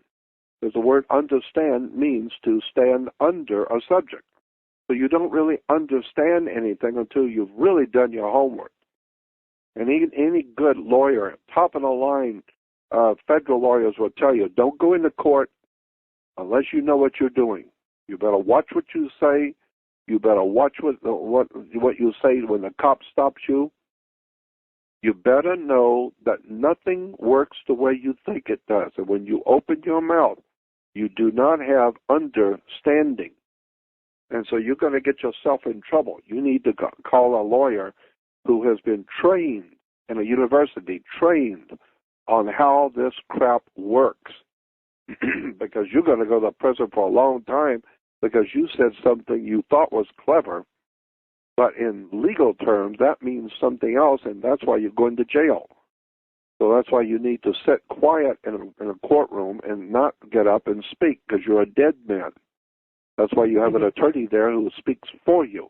He's your mouthpiece, because he's representing you to Maritime Admiralty. You can even look at the word human being, for instance, and you think, oh, yeah, I'm a human being, but you look in a law dictionary, and it says sea monster. And therefore, if you're looking for a job, there's a good company that gets jobs for you. It's called Monster. It is. Yep. Monster.com. Yep. Human resources. And the definition of a monster is somebody who can never own land. That's right. Mm-hmm. And that's why you don't own anything. You have a certified copy, but you don't have the actual document. It's just a copy that shows you that somebody higher up has the document, and you need to prove that the document exists, so they will give you a certified copy. Oh yeah, I've heard people go to court and they're getting their house taken away, and the people who are suing them, the banks, to go, well, I have a certified copy. I've heard people go up there and say, well, I have a certified copy of a check. Will you accept that? No. Yeah. Well, why not? You're accepting the certified copy? Yeah. Well, yeah, but the check is a check. Yeah. I don't want a certified copy of one. I want the check itself. Hey. Oh, okay. Uh-huh. Well, I have a certified copy of my birth certificate, but it's not your birth certificate. It's just a copy. Mm-hmm. Right. And so you find out, no, the birth certificate is actually on the New York Stock Exchange, and it's being traded. And you are a human resource. Your body is worth $6.5 million on the New York Stock Exchange. Oh, if we can jump back for a second, we were talking about the Jesuits. What is the British-Israeli influence? Say it again. What is the British? Where does Britain and Israel come into play with all of this? Oh heavens! Yeah. Are they just Boy, tentacles? that's opening up a can of worms. Because first of all, I do not believe that Judaism is a BC religion. I believe Judaism came into existence as a religion about the 14th century A.D., only about maybe 500 years ago. There was no ancient Israel. There was no King Solomon, King David, Moses, none of that ever existed. Solomon was simply the word, the name of the sun in the three esoteric languages. Everybody knows that, or should know it. You've gone to school. Solomon is S-O-L-O-M-O-N. S-O-L is Latin for the sun in Latin. For the sun is Sol. S-O-L. O-M is Om in Hindu. Om is the as the word that is used for the creation, is called Om, or the priest of Om. And On was the city of the sun, the Greeks call Heliopolis.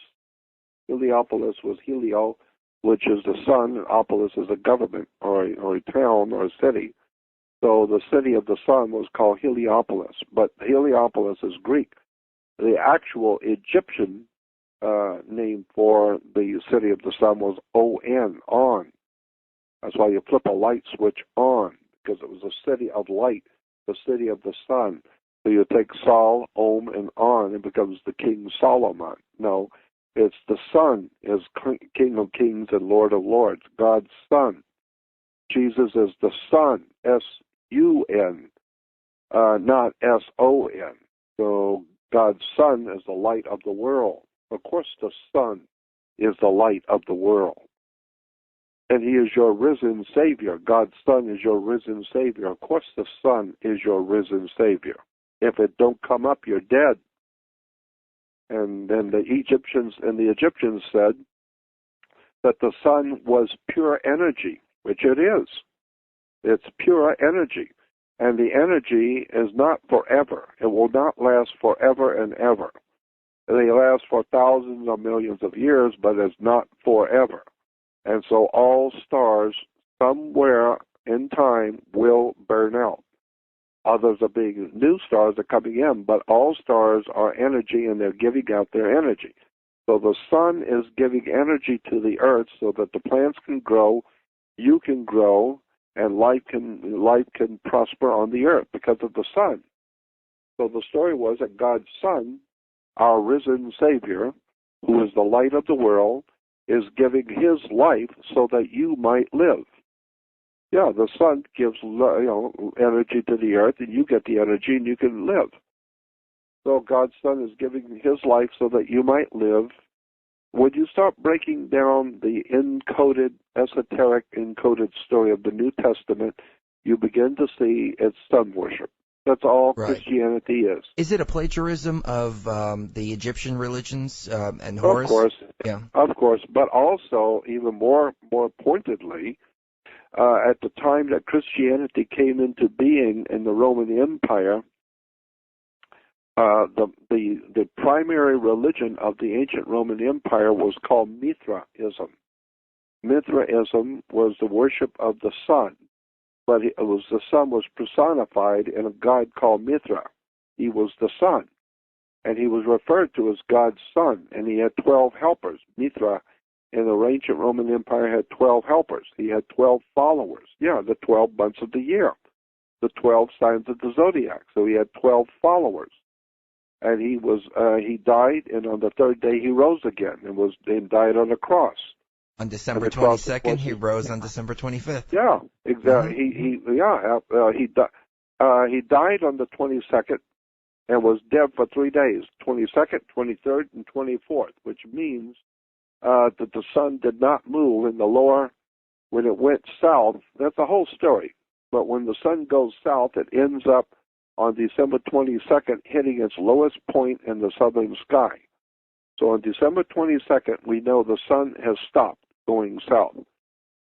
And then from the 23rd and 24th, those 3 days, the sun rises down south in South America. The sun rises on the same exact degree. And if you have those highly technical equipment that the U.S. Navy does, you will see the sun rises for three days on the exact same degree, which is the lowest degree it reaches in the southern sky. Then on the 25th, your instruments will tell you that the sun has just moved on the 25th 1 degree northward.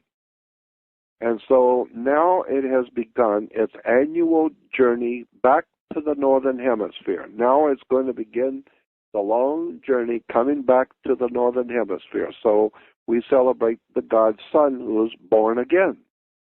And so he's born again on December 25th, and now he will continue to keep coming back toward us 1 degree at a time, each day 1 degree, 30 days, 30 degrees, 90 days is a quarter of the year, And 90 days later, or 90 degrees later, he finally gets, after 3 months, he finally gets to cross over the equator. On the spring equinox. On the spring equinox. And when he crosses over the equator, the ancient peoples in the ancient world celebrated what they called spring. And spring was the crossing over of the equator. And so today, when you die, someone dies, we say, grandmother passed last night, or grandfather passed away, or grandmother passed on. But the word is passed, meaning they passed away. They're gone. And so that's what the Egyptians said. The sun, which was dead for 3 days in winter and didn't move, and on December 25th, it moved 1 degree northward, which means it's back to life again. So we celebrate God's son's birthday, S-U-N, God's son's birthday. And as he passes over the equator, we celebrate the spring equinox, and we call it a Passover, because the sun is passing over the equator, coming back to the northern hemisphere. So we call it the Passover. Well, of course, Christians can't celebrate the Passover, even though they are celebrating and worshiping the sun, but they can't celebrate the Passover because that's Jewish. That's the way the Jews celebrated Easter. And so what we do as Christians, we go out on Sunday at 5 o'clock in the morning and have something called an Easter sunrise service, where we all stand out there freezing in the early morning, 5 o'clock, and watch the sun rise. And so that shows you that Christianity is sun worship. They're out watching the sun rise at the Passover, because the sun is passing over the equator, coming back to the northern hemisphere. And I'm screaming myself into a hoarse voice saying, why don't you wake up and discover Christianity is worshiping the sun, while Jews are worshiping Saturn and the moon, while the Islamic world is worshiping Isis, or worshiping Venus. And Venus is called Lucifer. Wake up, get a life, educate yourself, and for the first time understand that knowledge is power. Go read a book. Well, I had a question about Passover. The Jewish people celebrate Passover because of what they say is that with the Moses story, he said, "Let my people go," and in the end, it was the last plague, and they said that Passover was because they put the sheep's blood over their door. I know. What is your point? Well, isn't that where Passover came from? No, it's a story. That's why the Bible's called the greatest story ever told. It's a story. Well, now, what's the story of Easter? Well, now we've got a story about Easter. Ask the Christians, what does Easter mean? And then, of course, you have Ramadan, so ask the Islamic world, what does that mean? It's just a story. The Jewish historians and archaeologists, the two leading archaeologists in Israel, wrote a book a couple of years ago called Unearthing the Bible. And they are the two leading, top-of-the-line leading experts in archaeology in Israel. They wrote a book, not the only ones, but they wrote a book called Unearthing the Bible, in which they said in their book, nothing that we have been told in Judaism is true. Nothing. There was no Moses, there was no Abraham, there was no Isaac and Jacob, there was no crossing the Red Sea, none of it. It's just a story. So obviously the Jews would have a story.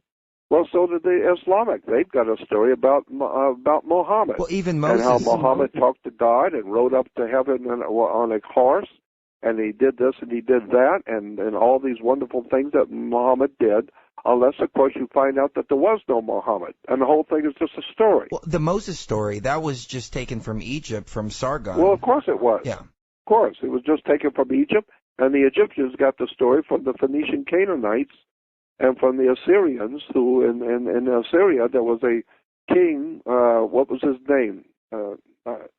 Can't remember the king's name right now, in Assyria, who was found in a little cart, a little basket in a river, the king was found in a little basket in a river and taken into the house of the king, and he was raised as the son of the king and took over the kingdom.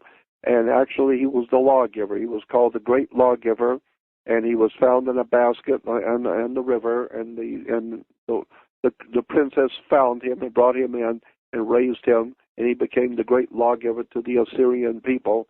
And the whole story—that's Moses. That's where the Moses story comes from. Well, I mean, look at what they did with religion, though. And this was my biggest block, and I can imagine how it's everybody's biggest block. They make you believe that you're going to go to hell. You're going to burn forever if you don't believe what they tell you. It was very hard for me to say Christianity is not true. Everything that I've been told is a lie. And that was the last step. But once I crossed that over, my life changed significantly. Things started opening up. And then I'll find a piece of information, and then I'll hear the same thing from 3-4 different sources confirming it over and over and over again. Well, I know. But look, well, I told you, when I was a child, I've said this before, when I was like 9 or 10 years old, I was confirmed, like all other 10-year-olds in the Catholic Church. And it was called confirmation.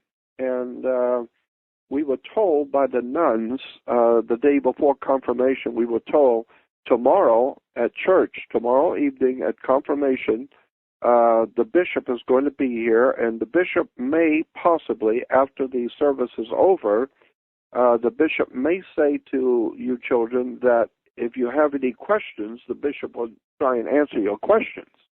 So if the bishop does that tomorrow night, you just remember, you don't have any questions, period. You don't ask any questions, you sit quiet. And so that the next night, after the service was over, Bishop T.J. Tulin from Mobile, Alabama, the bishop came over, and after the ceremonies were over and we were all confirmed, the bishop did say, he said, now that you are all Catholics, now that you made a wise decision, an intelligent decision at 9 years old, that you are now a Catholic, if you have any questions, your bishop will try and answer them. Well, we all knew nobody has questions, period. So I stood up to make damn sure they know who I am. And I said, I don't want anybody hearing just a voice. I want everybody to know who I am. And I stood up and I said, yes, I have a question. I said, my father works with torches. He's like a welder. And my question is, if I had a torch and there was an angel next to me, could I burn the angel? Would it hurt him if I hit him with the torch? Would it burn the angel? And he says, well, no. And I said, why not? He said, well, an angel, you can't burn an angel. Fire is a phenomenon, is a physical thing. You have to have wood or paper or plastic or something to burn, but you can't burn an angel.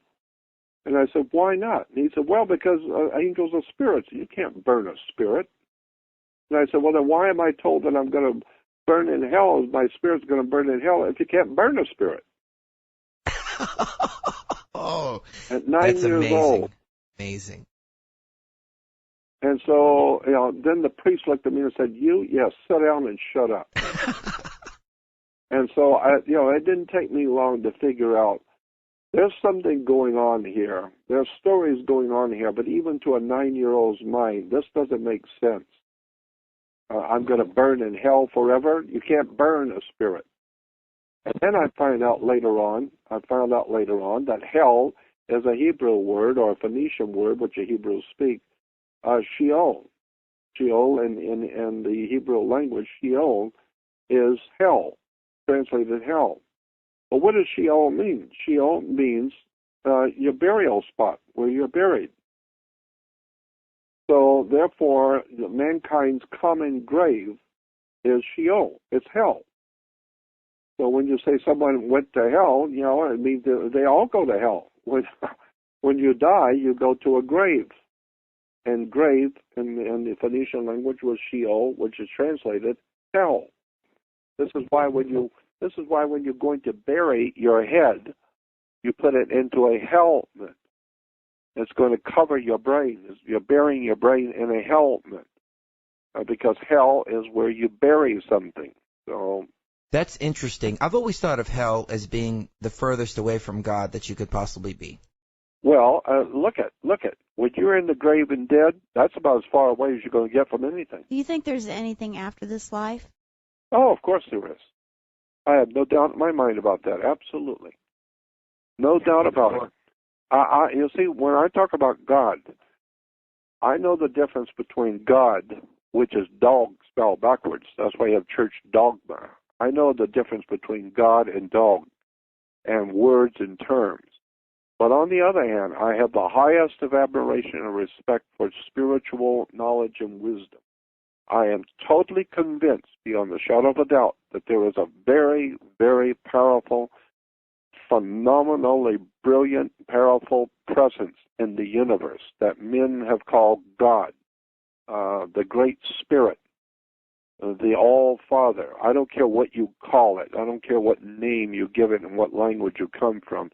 There is overwhelmingly obvious a divine, brilliant power in the universe that oversees all things. So that is supposedly the concept of God. Well, I don't have any problem with God. I totally see it. I appreciate what God is. I understand it. I just also understand your silly-ass churches and your synagogues are nothing more than 501c3 corporations and maritime admiralty, and it's all a bunch of gang wars. But when we talk about stuff that's out there in the universe, that's a highly divine power of the universe, I don't have any problem with that. I absolutely agree. No, it's like you said in your lecture, there's a God that's above all the gods of religion, and I think he's very, very disappointed with us right now. No, you kidding? I'm disappointed. You can. Yeah. Yeah, God is too big for one religion, I'll tell you. Yeah. And I'm disappointed. So I know if I'm disappointed and I don't want to talk to people, I know God is. Whatever God is, I know it's not on TV and it's not in Trinity Broadcast. Absolutely. I mean, I'm very disappointed with what I'm seeing.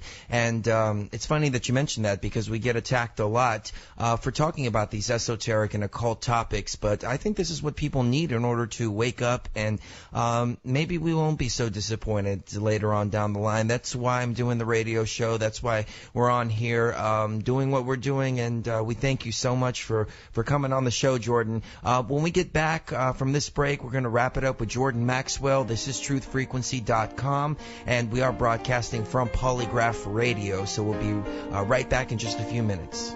We are wrapping it up with Jordan Maxwell. We've had him on the line for about 2.5 hours now, so big thank you, Jordan, for joining us for such a long time. Now, let me ask you a question, because it was on my mind before the break. You were talking about the son being Saul, or Saul being the son. Yeah. Well, that brought to mind the story of Saul when he fell down and then he rose as Paul. Does that have any significance whatsoever? Well, that's S-A-U-L, Saul. So not, but the other is S-O-L, Saul, which is Latin for the son.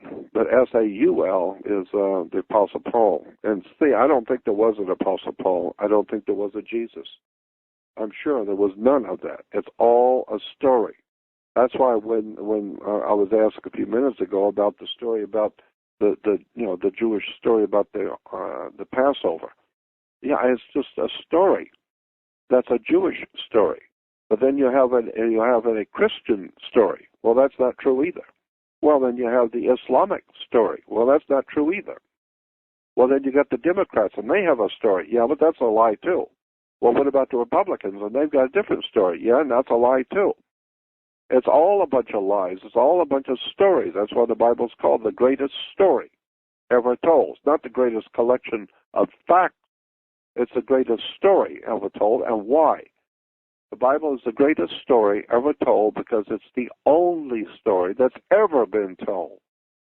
It's the same story that the Phoenician Canaanites were telling, the Sumerians, Zechariah Sitchin, will tell you the same story the Sumerians were telling as the same ones the Greeks told, the same words the Romans told, is the same story that the British told, and today is the same story, so that's why it's called the greatest story ever told. It's just a story.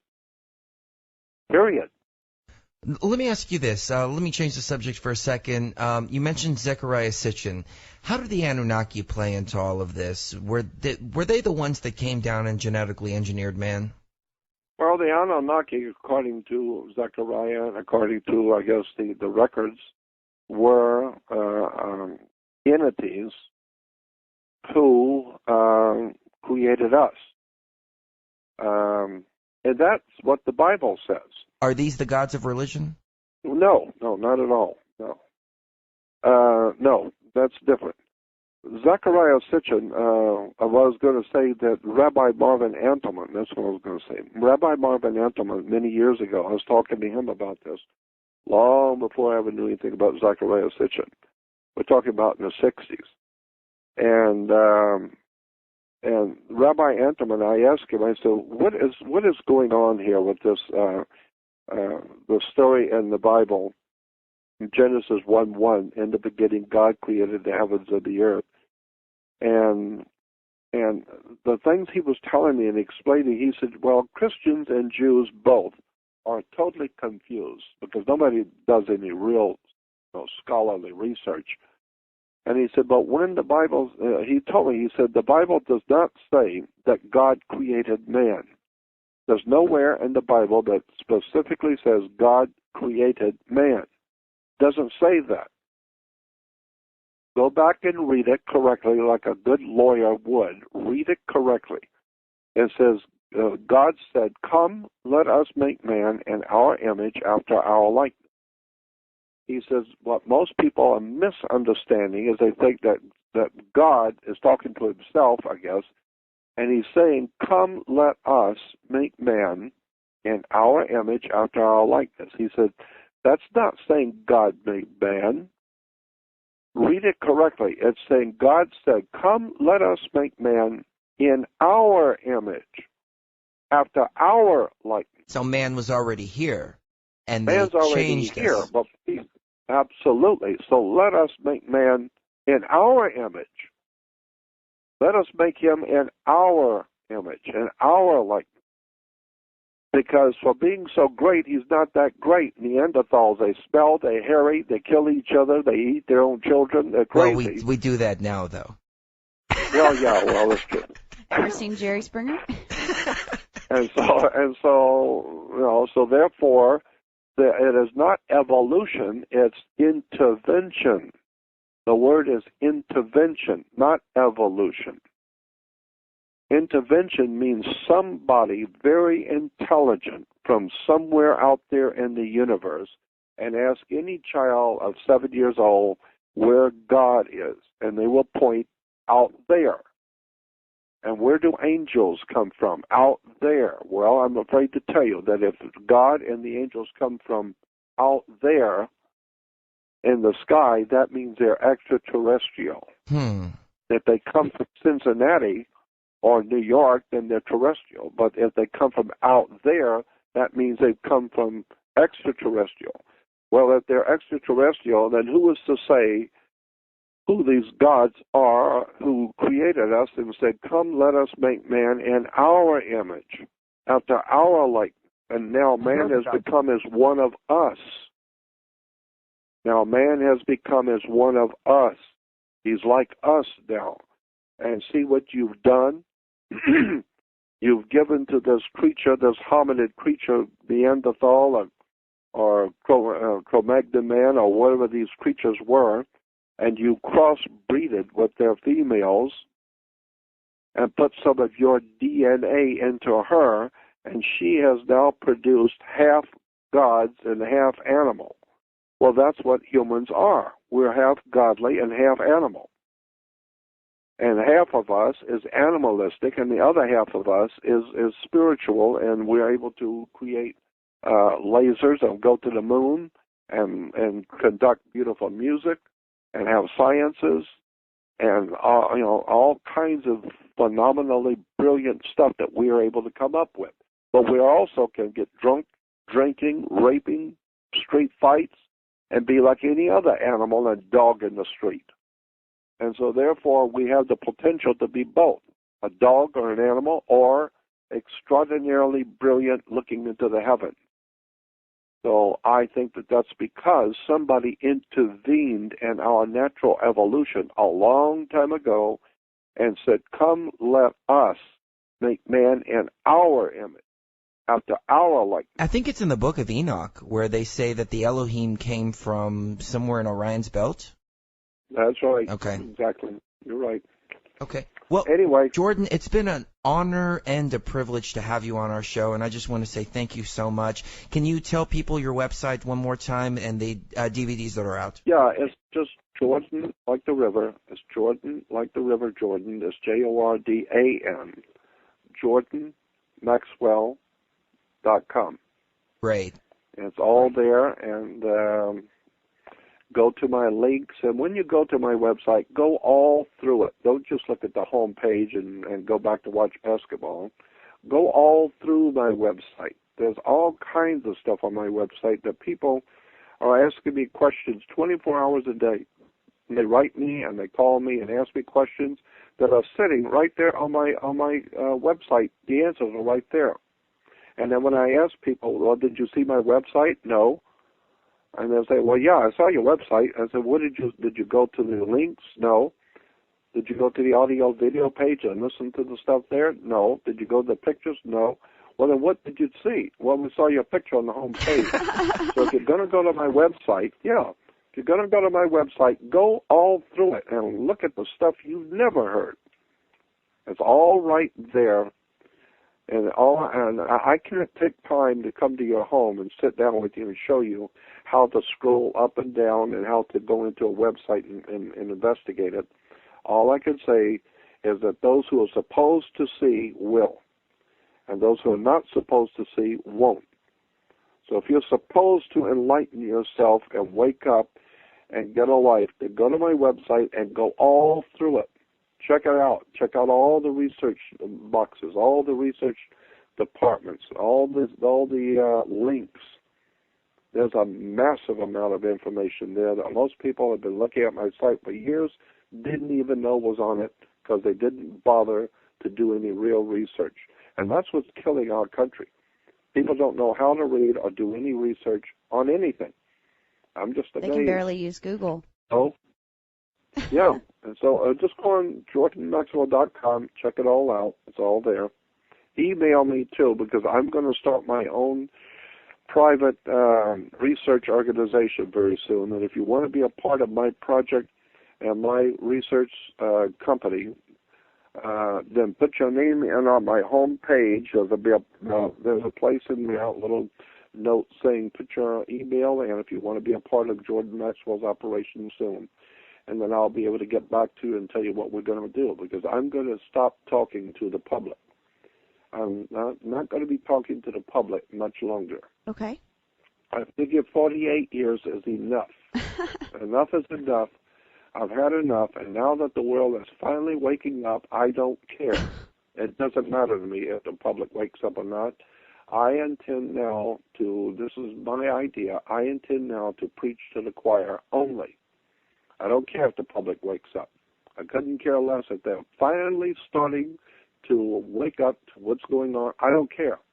I've been doing it for 48 years, and my feeling is if you, at this late point in time on the earth, at this late time, you're finally starting to wake up, well, it's about time. But don't come to me, because I'm not going to be there. I'm going to talk only to those people who want to know.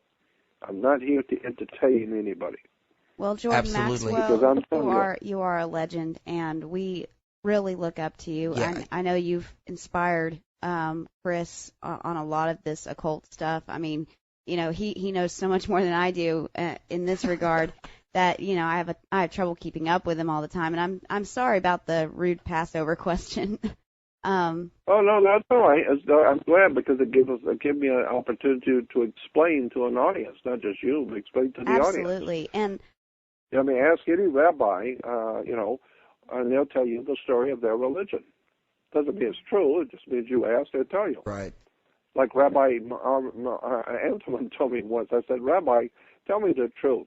I said to him once in a telephone conversation, I said, Rabbi, tell me the truth. Was there a Solomon and King David and and King Saul and all these names and all these people and Abraham. And he said, look, everybody's got a religion. I mean, the Catholics have got a religion, Buddha's got a religion, everybody's got a religion. So leave me alone. I got to have a religion too. So, you have Father, Son, and Holy Ghost. In Hindu, it's Brahma, Vishnu, Shiva. In Egypt, it's Osiris, Isis, Horus. So we got to have a triune God too. Our God is a triune God, just like all gods are triune gods. Brahma, Vishnu, Shiva, Osiris, Isis, Horus, Father, Son, Holy Ghost. Well, we got to have a triune God too, he told me. So we got Abraham, Isaac, and Jacob. And I said, yeah, but was there an Abraham, Isaac, and Jacob? He said, no, but there was no Brahma, Vishnu, Shiva either. It's just a religion. Give me a break. I got wife and kids that have support. Well, I have one more question for you, and this kind of ties into what you were just talking about creating a research organization. I've been thinking the last few weeks about how sucked into mainstream media people are, to the point where they'll hear the mainstream media talking to them like they're a 5-year-old, and they're just like, oh, okay, well, exactly what they're saying is exactly what they mean, when really it's the opposite. What they're saying to us is the opposite of what they actually mean. And well, of course. So I was thinking maybe we could create some sort of New World Order dictionary where you could put like preemptive action really equals what that really means is attacking countries for no reason. And it's funny because it's actually hilarious. It's actually funny when you start looking at how people change words. We don't want to use that word. It's not polite company. Right. So we'll say it's something else. We'll give it a different name. No, it's a child will tell you, no. You can give it all the nice fancy names you want, but it's still the same thing. Yeah. So I just want to start my own research society. So if you want to be a part of it and hear what I'm doing and be a part of it, just go on my website, jordanmaxwell.com, put your email in, and you'll be hearing from me. And check out all this stuff that's on the website. A lot of interesting things there that people have never seen before. Absolutely. And I'm sure you hear this all the time, but you have done wonders to raise the consciousness of mankind and to make people more aware. And we applaud you. And it's been a real honor and a privilege, like I said earlier, to have you on the show. Best of luck to anything that you work on in the future, and may you have many, many more years here. Thank you very much for your time. Absolutely. And Jack Blood says hello. I just spoke to him earlier today. He says, make sure you tell him hi for me. Oh, right. Thank you. Yeah. Thank you. Okay. Tell everybody hello for me, too, when you talk to them. And we'll be praying for your throat and your lungs. Thank you. Is it kind of like a COPD type I don't know what it is. It's just I've had a very bad situation with my throat and my lungs and my heart both. Happily, I have some doctors who are good friends, and they're trying to help me the best they can. Good. Very good. Our phone is always open to you. If you need anything, don't hesitate to ask. Absolutely. Thank you very much. All right, email me. Anybody that wishes to email me, and I'll try and get back to you. I get like 150, 200 emails a day, and so I can't get back to everybody, but I'll try. And go on my website and email me. And thank you for having me on the show. Absolutely. Thank you, sir. You have a great evening. You too. Bye-bye. And once again, ladies and gentlemen, that was Jordan Maxwell. His official websites are jordanmaxwell.com. And don't forget to pick up his new DVD, Moses the Lawgiver and the Hidden Dimension, available at his website. And there's a lot of good talks and interviews with him on YouTube, so be sure to check that out. In the 3 hours that we spent with him, we only touched upon just the tip of the iceberg of the information this guy has. So one of the great researchers out there. He's up there with David Icke, Michael Soria, and he's actually influenced a lot of those guys, like we were saying in the same broadcast. So this is really the granddaddy of it all.